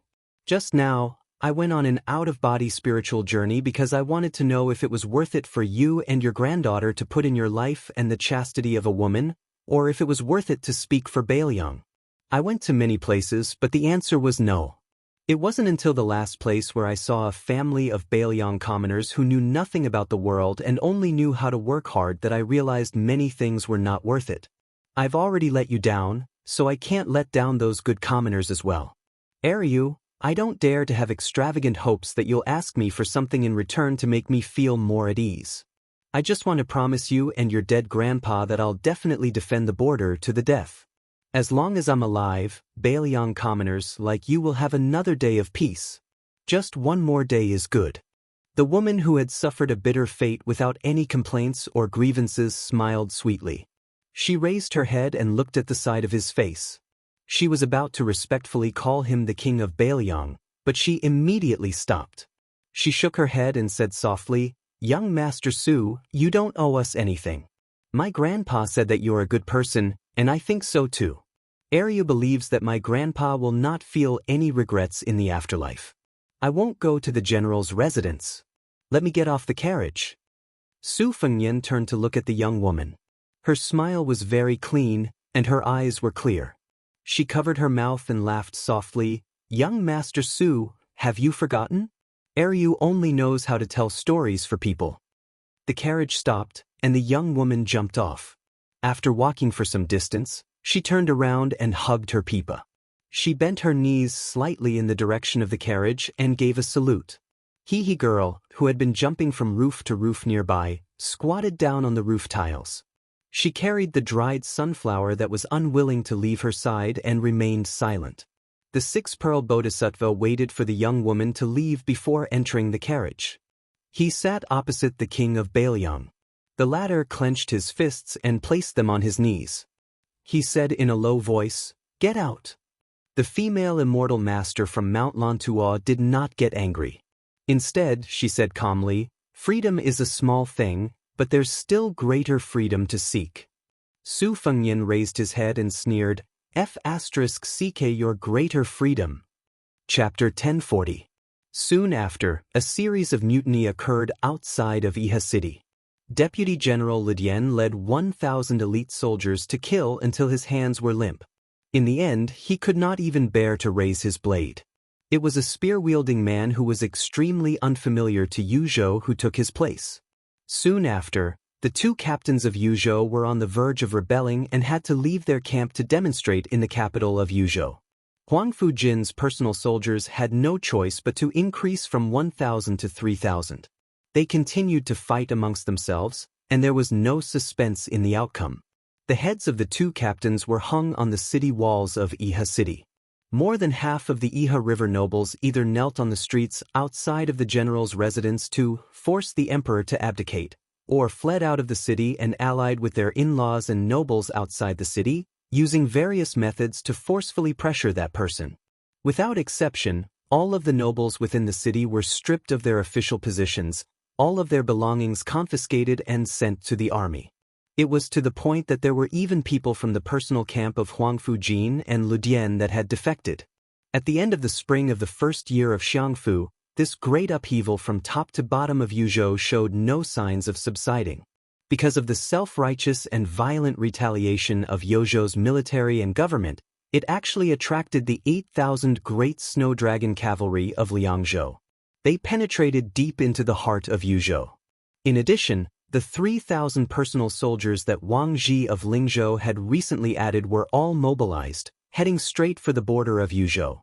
Not to mention the Tongmen Pass captain Exin Inma, who had never left his seclusion, also led 6,000 elite cavalry out. Apart from this, Baelyang Protector General Chu Lushan personally mobilized troops, ordering Ning Amei to lead half of the Iron Stupa heavy cavalry and 2,000 white feather crossbow cavalry to set up camp on the west side of Yuzhou, eyeing covetously like a tiger watching its prey. If one said that Huaihua Great General Zhong Hongwu was once the shadow master of more than half of Lingzhou, then Yuzhou, from the border army to the army within its borders, could be considered the personal bodyguards of Great General Yan Wenlun. Yuzhou, which was said to have 800 general families, the vast majority could be considered the disciples and grand disciples of this old general. Their increasingly fierce resistance finally made an old man overseeing the border unable to sit still. However, he did not muster a large force to lead troops south. Instead, he traveled lightly and noiselessly to Iha city of Yuzhou. The carriage stopped outside the city. The old man, who was blind in one eye, walked alone into the city. Walking on the streets brimming with killing intent, the old man walked all the way to the residence of the general reeking of blood. The old man originally thought that the young madman would arrogantly refuse to meet him, or even cleanly capture him, the commander of the Bailiang infantry army, or at the very least, hang him out in the cold for several days and nights before letting him in. However, the old man guessed wrong. The young man was sitting alone on the steps outside the residence, as if he had been waiting for him all this time. After Ren Tu's death, the old general, whose prestige in the Bailiang army was unparalleled, questioned, "Su Fengyan." Su Fengyan folded his hands in his sleeves, not looking at Yan Wenluan, who had wanted Su Xiao to ascend to the throne. Gazing at the end of the street, he calmly said, "In the past, I heard a saying that Ling Zhou's surname is Zhong, Yo Zhou's surname is Yan, and only Liang Zhou's surname is Su. Su Xiao never took it to heart. I know this. You, Yan Wenluan, know this, but Zhong Hongwu might not know this. This is because when Zhong Hongwu heard that the court not only intended to cultivate his son, Zhong Qingxin, but also made him a great general, and that as long as West Chu rose up in rebellion, Zhao Shi promised him that he could lead troops for the Duke of Huainan, Zhao Ying, to take a share of the spoils, so he began to fan the flames in Yuzhou, wanting to drag you down with him so that he could take advantage of the chaos to escape from Bailiang. These days, I had the falcons keep an eye on you, but you never made a move. In the end, you only entered Iha city alone." The old general angrily said, "Even the great general can live his life without rebelling against Liang, so naturally, I will live my life without rebelling against Bailiang. What kind of dog is that Zhong Hongwu? How can he be mentioned in the same breath as me? You, Su Fengyan, are so impatient that you want me, Yan Wenluan, to pack up and scram from the border so that your trusted aide can occupy my position. Do you really think that Yan Wenluan is hogging the position of infantry commander and not retreating because he is greedy for power? Do you, Su Fengyan, really think that this position is something that anyone can sit on? That anyone can sit on it steadily? If not for the fact that I respect you, Su Fengyan, for having the guts to not accept that bullshit imperial edict and finally doing something that did not disgrace the great general, I would have already led 100,000 troops to the south. At that time, the cavalry and infantry would be divided. What kind of king of Bailiang are you? What will you use to resist the restless Beimeng iron cavalry?" Su Fengyan smiled. "I know that the old general will not do that." The old general was so angry he almost wanted to act and slap this cunning brat to death. Su Fengyan patted the steps beside him and indicated for the old general to sit down and chat. Yan Wenluan snorted coldly. Su Fengyan did not insist and continued, "My master and Bai Yan have fought for the latter half of their lives. Does the old general know what my master admires the most about Zhang Julu?" When Li Yishan was mentioned, Yan Wenluan's emotions calmed slightly. In the entire world, Li Yishan was the most worthy of Bailiang. While Yan Wenluan was the backbone of Yang Kai Zhao Changling's faction, she did not show any disrespect to Li Yishan, who did not work together due to their different paths. Su Fengyan said softly, "It is not that Zhang Julu made the Zhao family prosper as old general imagined. It is not that he held the power of the court alone, but before he rose to power he moved his parents and family to Great Peace City. He did not give anyone a chance to criticize Zhang Julu. Because this Grand Secretary knew back then that as long as he became the head of the officials in the world, no matter how clean he was, he still had his family, relatives, and children. Once the two sides were thousands of miles apart, there would be people who would use his name to do whatever they wanted. Even if everyone in the court could only criticize silently and not accuse him, the spirit that supported Zhang Julu's rule of the world would weaken. So this is what my master admires the most about Zhang Julu. Looking back at our Bailiang, Su Xiao, my master did not expect all of you to have the breadth of mind and vision of Zhang Julu. Before Su Xiao died, he was still worried and told me to have a tolerant heart, to tolerate other people making mistakes. In the past, I did this. In the Lingzhou officialdom, I endured and did not kill anyone, not one." Yan Wenluan's expression was still gloomy, but it was a bit better than before. Su Fengnian continued, minding his own business, but I realized that Su Xiao was not wrong, but he was not completely right. The Bailiang under our feet belongs to the Su family in name, but in the end, it belongs to the people of Bailiang. I, Su Fengnian, actually do not mind how you disregard the law and discipline. As long as you fight for my Su family on the battlefield, it is enough. I can be the king of Bailiang with a clear conscience. Who knows, I might even be able to leave my name in the annals of history. Not to mention the official history, perhaps there will be a few good words in unofficial history. Everyone says that since I put my head on my belt to conquer the world, then I deserve to rule the world. I, Su Fengnian, did not say that you should not enjoy life. But enjoying life is not wrong, right? Cherishing life is not a bad thing, right? Old General, why don't you and I just treat it as speaking with conscience to Su Xiao? Yu Zhou, Ling Zhou, and Liang Zhou, how many of these generals treat the common people as human beings? I did not stay behind closed doors at Mount Qingliang and make sarcastic remarks. Instead, I personally walked around Yuzhou, and only then did I walk step by step to Yihe City. In truth, I would like to say to all the officials of the Northern Liang Path, whether you relied on your own abilities to become an official, or relied on your parents' contributions to become an official. If you want to enjoy life, then go ahead and enjoy it. Don't harm others too much. However, these words cannot be made known to the public. Moreover, even if I said these words to Zhong Hongwu with all my sincerity, he would only think that it was an unfunny joke. What could I do? He sought his own death, so I could only let him die. Oh, that's right. The one who reported Zhong Hongwu was none other than the county chief of Longqing County, his son, Zhong Qingxin. Yan Wenwan's expression was uncertain. Su Fengnian gazed into the distance and bit his lip. Not being able to manage Yuzhou well is Huang Fuxi's fault, as well as your fault, old general. Of course, if we are unable to defend Bailiang in the future, in the end, it is still my fault. The old man hesitated for a moment, then walked up the steps and sat down a few steps below Su Fengnian's feet. Su Fengnian suddenly smiled and said, I heard Su Xiao say that back then, old general dreamed of riding a horse, just like how you entered the imperial city of Northern Han, swaggering into the imperial palace of Great Peace City. The old man with his back to the king of Bailiang cracked his lips into a soundless smile. Su Fengnian said softly, Old general, you can forget about this. However, a few days ago, I entered an out-of-body state and traveled to the imperial palace of Beimeng. That place is not much inferior to Great Peace City. Old general, why don't you take a step back and settle for the next best thing? Let's strive to ride a horse there and raise the whip? Yan Wenwan turned his head and asked, Truly? Su Fengnian replied with a smile, I only have this thought. As for whether or not I have the ability, old general, do you truly believe that I can do it alone? Yan Wenwan stared blankly for a moment. He lowered his head and cursed, Motherfucker, he's just like the great general when he was young. Back then, he lied to me and said that as long as I followed him, I would be able to ride a horse until my butt was polished clean. This old man really foolishly took the bait. Yan Wenwan paused for a long time and then raised his head to look at the sky. He murmured, But the great general did not lie to me, did he?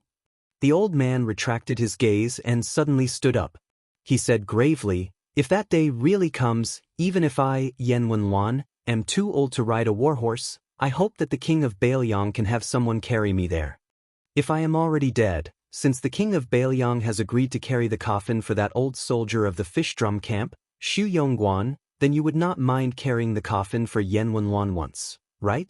Su Fengnian also stood up and said calmly, Su Fengnian thanks old General Yan. The old man walked down the steps and turned around to face Su Fengnian. He raised his hands and shouted, Cavalry of the fish drum camp, Yan Wenwan, Xu Yongguan, and his comrade, greet the king of Bailiang. The old man then turned and left. He left the Yi River, Yuzhou, and headed for the border. Su Fengnian sat back down on the steps and rubbed his cheeks. Su Yanbing, who was beside him, said emotionally, At the Battle of the Western Wall, the fish drum camp only had 16 men left. Even I did not know that Yan Wenwan was one of them. Su Fengnian nodded and said, Su Xiao did not mention it. Su Yanbing said, Beimeng, why don't you count me in? Su Fengnian laughed and said, "It is not like we are snatching a wife. What is there to snatch?" Su Yanbing dismissed it with a laugh. He sat down near the king of Bailiang. His eyes were firm as he said slowly, "Don't worry. With you here, Bailiang will have more than 300,000 cavalry." The two of them were silent for a long time. He, the girl had unknowingly sat behind Su Fengnian, and for some reason, the stalk of the sunflower that had been following him like a shadow had disappeared. She rested her chin on her hands and quietly watched his back. Bailiang has millions of households. How many of them are wrapped in iron clothes and withered bones? Su Yanbing began to clap his knees and sing. He was full of passion. Which young man did not envy the green-robed man who walked the Jianghu with a sword? Which young man did not want to fight for fame in the yellow sands? Good man, do not say that the heroes of the world have fallen into your trap. Little lady, don't hide your feelings of adoration deep in your stomach. Come, let's see who is beating the beauty drum. Come, let's see who is the butcher of the Yang realm. Come, let's see who will fight for the throne with me. Hashtag fight for the throne. Chapter 1041. 3 chapters, 17,000 words. The next chapter will be around noon. The spring rain in Great Peace City had just stopped, and the entire capital seemed to have become much cleaner. No matter how noisy the court was, that was the business of the officials. The common people had to eat and sleep, and most of them had to obediently live their days of waking up early and sleeping late. However, there were some who had nothing to do. However, these people who had been belittled as playboys were also divided into 3, 6, and 9 classes. Those who had the ability to play with courtesans were the first class. Those who played with famous horses and antiques were the second class. Those who were slightly worse off would go play with handmade walnuts. At the very least, they would get a few fish and insects to keep up appearances. However, there was a young man who lived in a shabby alley in the southwest corner of the capital. He was completely out of class. However, since he lived in an alley where the common people lived, it would be strange if he could play with good things. If he wasn't reincarnated well, then he had to accept his fate, right? This young man was like the other common people in the capital with the surname Zhang. He had been given one of the most famous surnames in Liang, but he couldn't have any great prospects. He didn't do any proper business all day. Other than borrowing money and drinking with women, he only knew how to wander around aimlessly with a pigeon whistle. He couldn't even afford to raise a decent pigeon. If this was in Great Peace City, it would be called that you had to pay attention to the poor even if your face was swollen. Even the poor people who didn't pay attention to anything were disdainful. Zhang Bianguan was this kind of prodigal that everyone looked down on. In the eyes of the neighbors, this guy was lucky that he had accumulated some good fortune in an unknown lifetime to be able to marry a beautiful wife. Zhang Bianguan never knew how to be content. He still refused to stay at home and roll in the sheets with his wife. He only knew how to run outside every day, leaving early and returning late, going out empty-handed and returning home empty-handed. As time went on, even the kind-hearted old neighbors gradually became too lazy to pay attention to him. Not long ago, Zhang Bianguan seemed to have been beaten by someone. His nose was badly bruised and his face was swollen. It had only gone down in the past few days, but he was still laughing and joking around. He greeted everyone he met with a smile, calling uncle and aunt attentively, not caring if other people paid attention to him or not.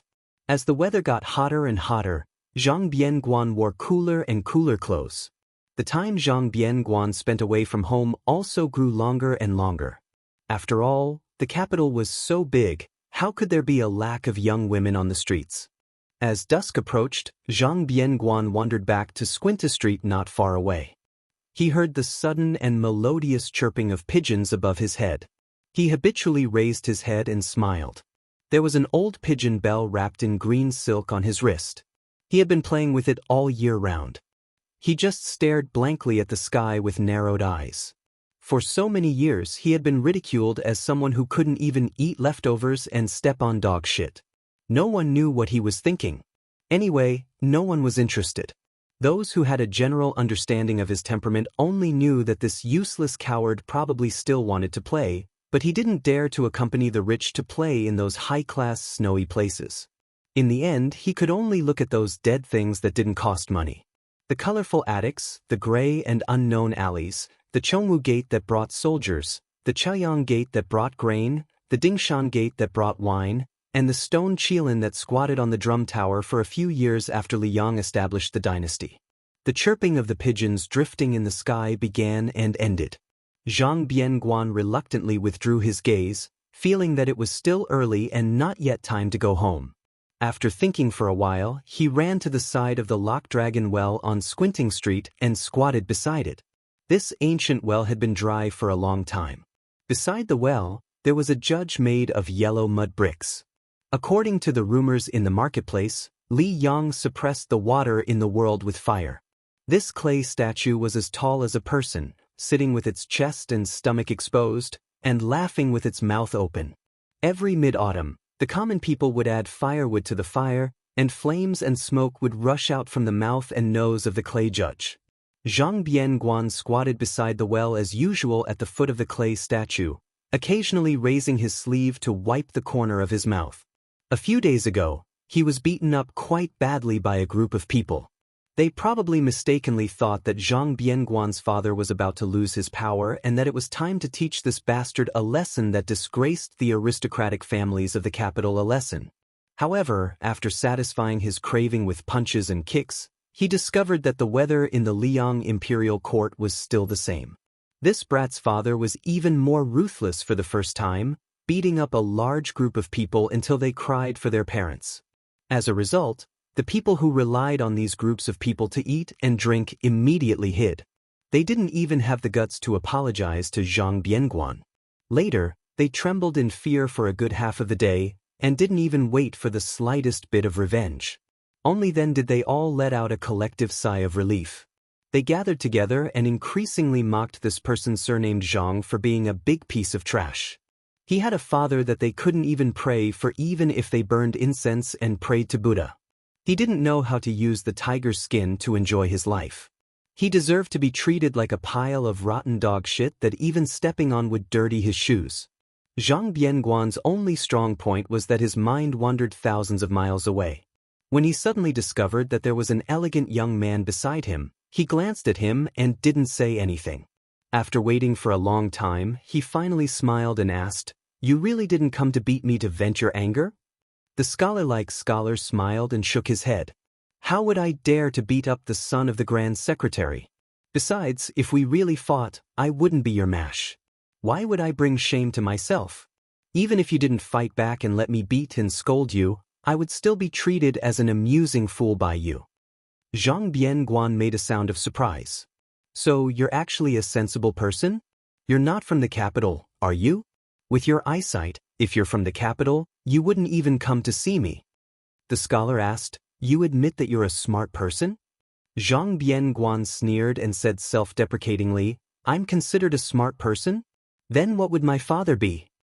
The scholar nodded and said, "That's right." Zhang Bianguan lay on the mouth of the well and gazed at the dark and bottomless mouth of the well. He no longer paid attention to this unknown scholar who was boring once he understood things. The scholar leaned against the mouth of the well and said faintly, "I know you like to see the scheming in the palaces and pavilions because they only complement each other. Compared to the harm between people, they are much more amiable and lovable. I also know that when you left the Zhang Fu to set up your own household, you planted a peach tree at home. The people of Great Peace City all like to have trees in their yards. Pomegranates that give birth to many children, jujube trees that give birth early, persimmon trees are also common, but there are no peach trees because the character for peach sounds like escape and is inauspicious. Great Peace City is the root of Liyang. If the tree is moved, it will die. Where can the people of Liyang escape to without Great Peace City? You, Zhang Bianguan, are not stupid. You planted it for your father, but your father, the Grand Secretary of Liyang, ignored it. He did not escape, so you, as his son, can only continue to stay in Great Peace City and wait for death. Hopefully, in the future, you can at least send him off. It would be even better if you could drink at the Qingming festival." Zhang Bianguan calmly made an "oh" sound and continued to look at the mouth of the well. The scholar smiled slightly and said, "You must have guessed that I am that Sun In who came from Bailiang to ask Tantanon for an official position." Zhang Bianguan turned his head. "Sun In, is it? Then tell me, what exactly is that stone Qilin on the drum tower silently watching the world for hundreds of years waiting for?" Sun In had already quietly entered the secretariat and successfully attached himself to the towering tree that was Tantanon. Although he was just a small official, since he had entered Master Huan's discerning eye, wasn't his meteoric rise just around the corner? The few people who understood this point long ago, but the vast majority of muddle-headed people would not remain muddle-headed. Sun In met the blue-eyed young son's gaze and shook his head. "How would I know what a stone Qilin is waiting for? In any case, it's not waiting for the wind to blow and the smoke of war. In the end, the people are in a terrible situation. If it's only exchanged for people wearing dragon robes, is it fun?" Zhang Bianguan laughed and stroked his stubbled chin. "It's not fun." Zhang Bianguan sat shoulder to shoulder with Sun In. He stretched his neck, exhaled, and then inhaled again. Only then did he chuckle and raise his wrist to show Sun In the simple and unadorned pigeon bell. He said, "In the past, I received a pigeon as a gift from someone. It's a first-class item, black with a hint of purple. Compared to the king of Bailiang, Su Fengyan's falcon, the price is not much different. At the time, my father had not yet become the Grand Secretary, only a third-rank official. My father came to find me, but he didn't scold me. You should know what kind of person my father is. Scolding others would be flattering you. Other than Master Huan, he has almost never scolded anyone in his life. He asked me, 'This pigeon is my father's current net worth. What kind of thing are you, Zhang Bianguan, to be worth this price? Are you stupid, or are you really stupid?' That year, I was 14 years old. In a fit of anger, I returned the pigeon to someone. That person, in front of me, said with a smile that he didn't have the habit of taking back gifts. Afterwards, he used his hand to strangle the pigeon to death. And he was the current crown prince, His Highness, Zhao Zhuan. From that day onwards, I swore that I would never mix with these people again. I would rather listen to the creaking sounds of small doors opening than listen to them flattering each other. I would rather look at those dead objects that no one cares about than look at those children of influential families whose farts can be sold as gold and silver. Over time, no one liked to take me out to play. I was also happy to be alone in peace." When his father, Zhang Julu, was mentioned, Zhang Bianguan couldn't help but sink into contemplation. Chapter 1042. He still remembered that after his father had distinguished himself in the Hanlin Academy, his grandparents had moved from their old home to the city. During the hot summer months, the two elders especially liked to lie on the rattan chairs under the shade of the trees and help their grandchildren fan themselves. Fan after fan, summer after summer. As they fanned, only his grandmother was left. After that, they were all gone. Their father also did not observe filial piety. The court was even more impatient than the civil official who was his son. They directly issued an edict to revive him. Their group of children did not find anything strange from their father's face. Zhang Bianguan clearly remembered that at that time, in Tang and city, the streets were filled with rumors. Everyone said that their father did not care about being a person in order to become an official. However, as their father's official hat grew bigger and bigger, the voices became quieter and quieter until no one mentioned it anymore. He, Zhang Bianguan, had not done anything for many years. Compared to his eldest brother and second brother, he had left home later. However, he saw the family matters more clearly than his two brothers. Since when did the Zhang family's family matters become the same as the matters of Jing and the world? Zhang Bianguan's expression was lonely. The back of his head rested on the mouth of the well as he looked up at the dusky sky. When he was young, there was a lion bridge not far from the Fu. Once, when the family went out to play, their father had them count how many stone lions there were on the bridge. Eldest brother was the most like their father. He was serious in everything he did and counted in a methodical manner. Second brother was a bookworm. From young, he did whatever eldest brother told him to do. Whatever eldest brother did, he would learn. He, Zhang Bianguan, was only 2 years older than his sister, Zhang Bianguan, so the siblings were the closest. Taking advantage of the time when their parents returned home, he took his sister to the frozen river under the bridge to play. When they were tired and saw that his eldest brother and second brother were still there foolishly counting, Zhang Bianguan ran directly to the omniscient Uncle Huan to ask for an answer. In the end, his eldest brother and second brother returned in the middle of the night and saw their younger brother kneeling on the ground. Since then, Zhang Bianguan, who had suffered a lot, knew that those petty tricks were not real intelligence. However, after that, his mother secretly brought him a bowl of hot rice. When his father bumped into him, he didn't get angry. He just patted his head and said something that he only understood many years later. "You are much smarter than your two elder brothers. But since you have the same surname as your father, it's not a good thing." Zhang Bianguan sniffled and covered his face with his sleeve.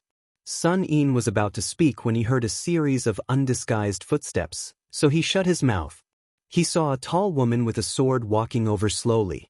Hearing the familiar footsteps, Zhang Bianguan hurriedly wiped his face in a daze. He smiled brightly and said, "What a rare guest. Heroine Zhang, why don't you be kind and give me some money?" Zhang Gaoxia glared at him and said, "Jiang Hu pays particular attention to saving the needy and not the poor. Do you think I would give a bag of silver to a pauper like you? I'll take your surname." Zhang Bianguan rolled his eyes and said, "The two of us have the same surname." The corner of Zhang Gaoxia's mouth curled up and she said, "That's why." Then she threw a heavy bag of silver. Zhang Bianguan was not surprised. He caught the silver and laughed heartily. This heroine really has a bodhisattva's heart. In the future, you will definitely find a handsome and talented man who can overturn the world and love his wife dearly. Before that, let's discuss something. Heroine, why don't you take me in and drag me home? Just take care of my meals. It would be best if there's meat and wine. Zhang Gaoxia didn't bother to banter with her third brother. Instead, she coldly glanced at Sun Yin, a minor official from the secretariat who she knew very well. Sun Yin stood up alone, leaving Zhang Bianguan to sit alone. He turned his gaze toward the Grand Secretary's beloved daughter, Zhang Gaoxia, ignoring her cold gaze that could slice a person's soul. He asked, "Miss Zhang, I have something to say, but I don't know if I should say it or not." Zhang Gaoxia coldly said, "Then shut up."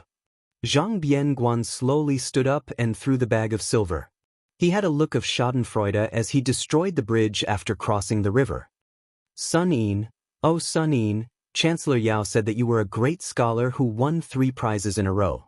It's a pity that my sister has never liked scholars who play with words. Don't expect her to look at you differently.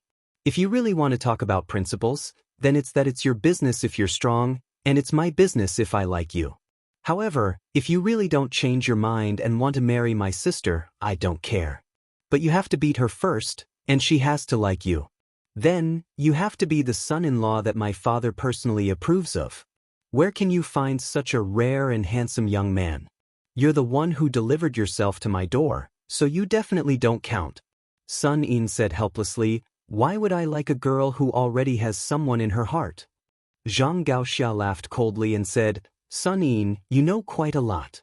Sun Yin didn't mind and said calmly, "In any case, I'm destined to only speak half a sentence with the Grand Secretary in this life. Being able to speak with the Grand Secretary's son is enough to make up for my regret. As for you, heroine Zhang Gaoxia, it's just a pleasant surprise. Don't worry, I also like the person you like. I won't fight with you over her." Zhang Gaoxia laughed mockingly and said, "You like men?" Sun Yin smiled and said, "Like is like, but it's not like a woman who likes a man.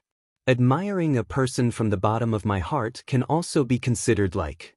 To give an example, it's just like how I really like that Grand Secretary Darren was not able to write an excellent poem like setting up thousands upon thousands of buildings, greatly protecting the cold under the heavens, but he was able to accomplish this magnificent feat with his feet on the ground.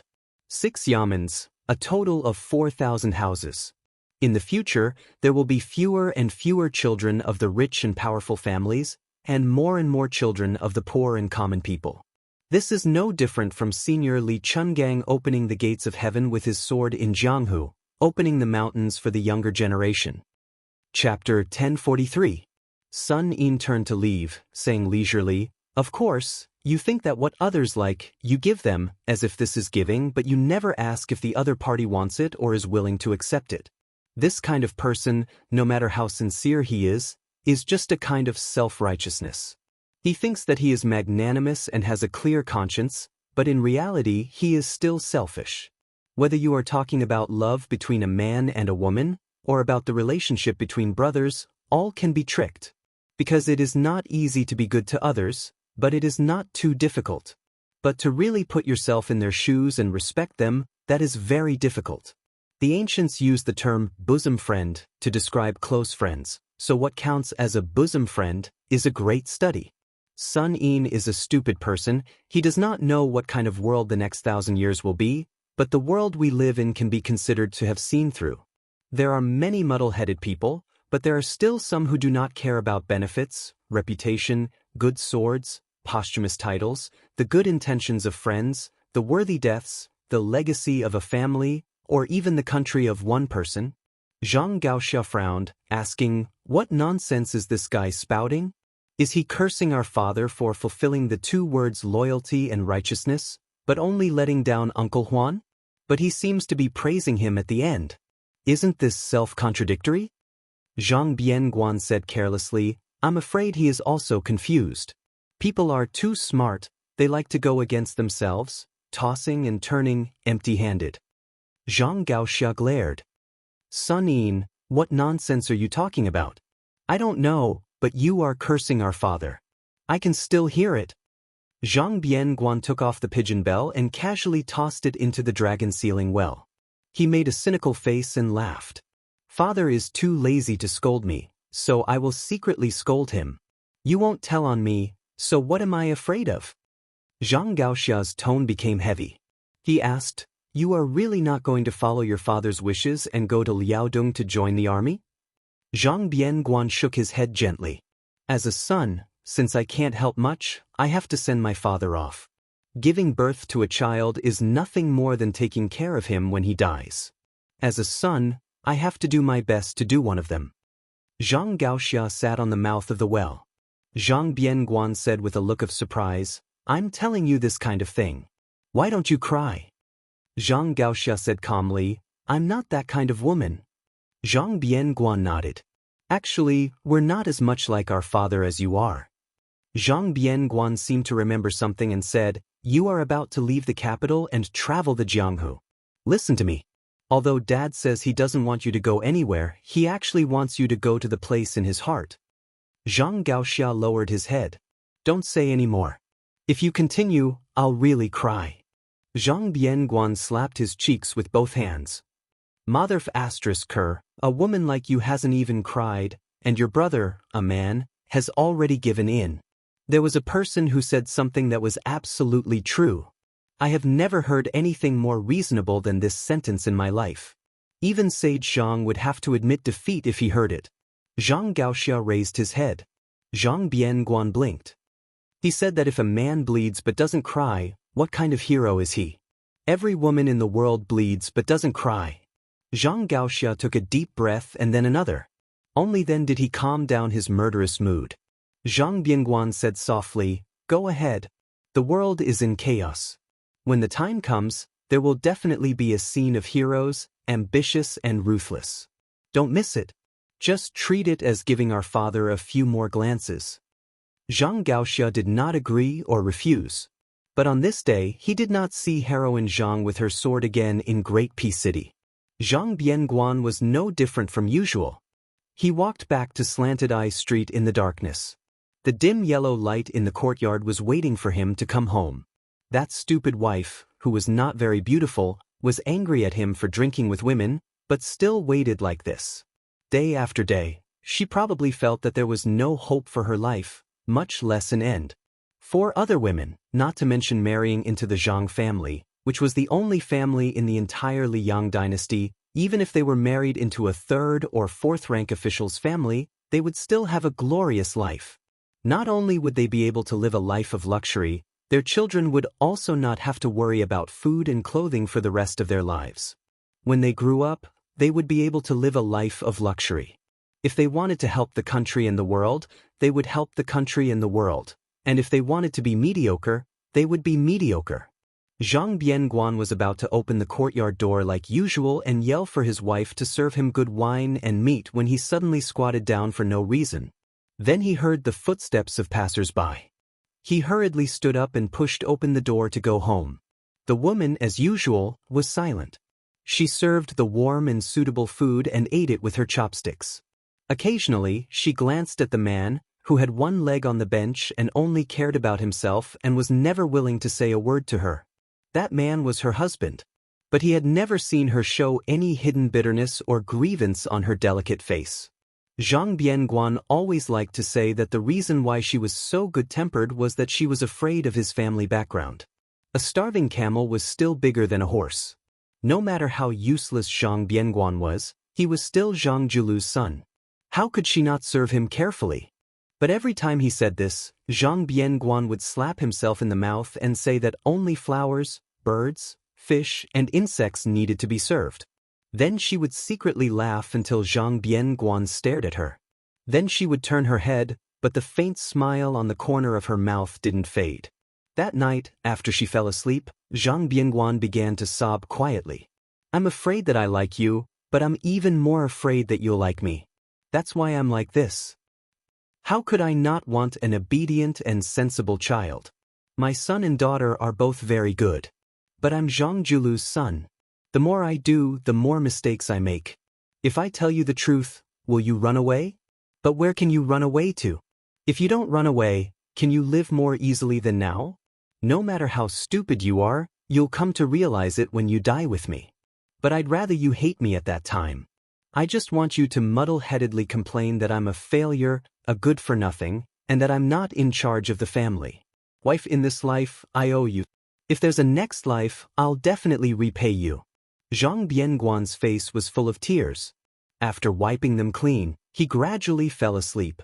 That gentle woman who slept with her back to him and didn't move at all through the night slowly opened her eyes when she heard her husband snoring. Her gaze was still gentle, just like the day she walked off the sedan and when he lifted the red veil. In the morning of the second day, Zhang Bianguan mindlessly ate breakfast and strode out of the house. After Zhang Bianguan left the house, he walked on Slanted Street and looked towards the northwest. He said softly, "Gao Xia, you have to go to Bailiang. Only there will be chaos for a while and not for a lifetime." Today, the youngest son of the Grand Secretary was still that great peace city, or even the world's most mocked noble family. But that woman? The woman quietly did one small household chores after another. When she had nothing to do, she would sit on the threshold of the inner courtyard and look towards the gate, waiting for him to come home.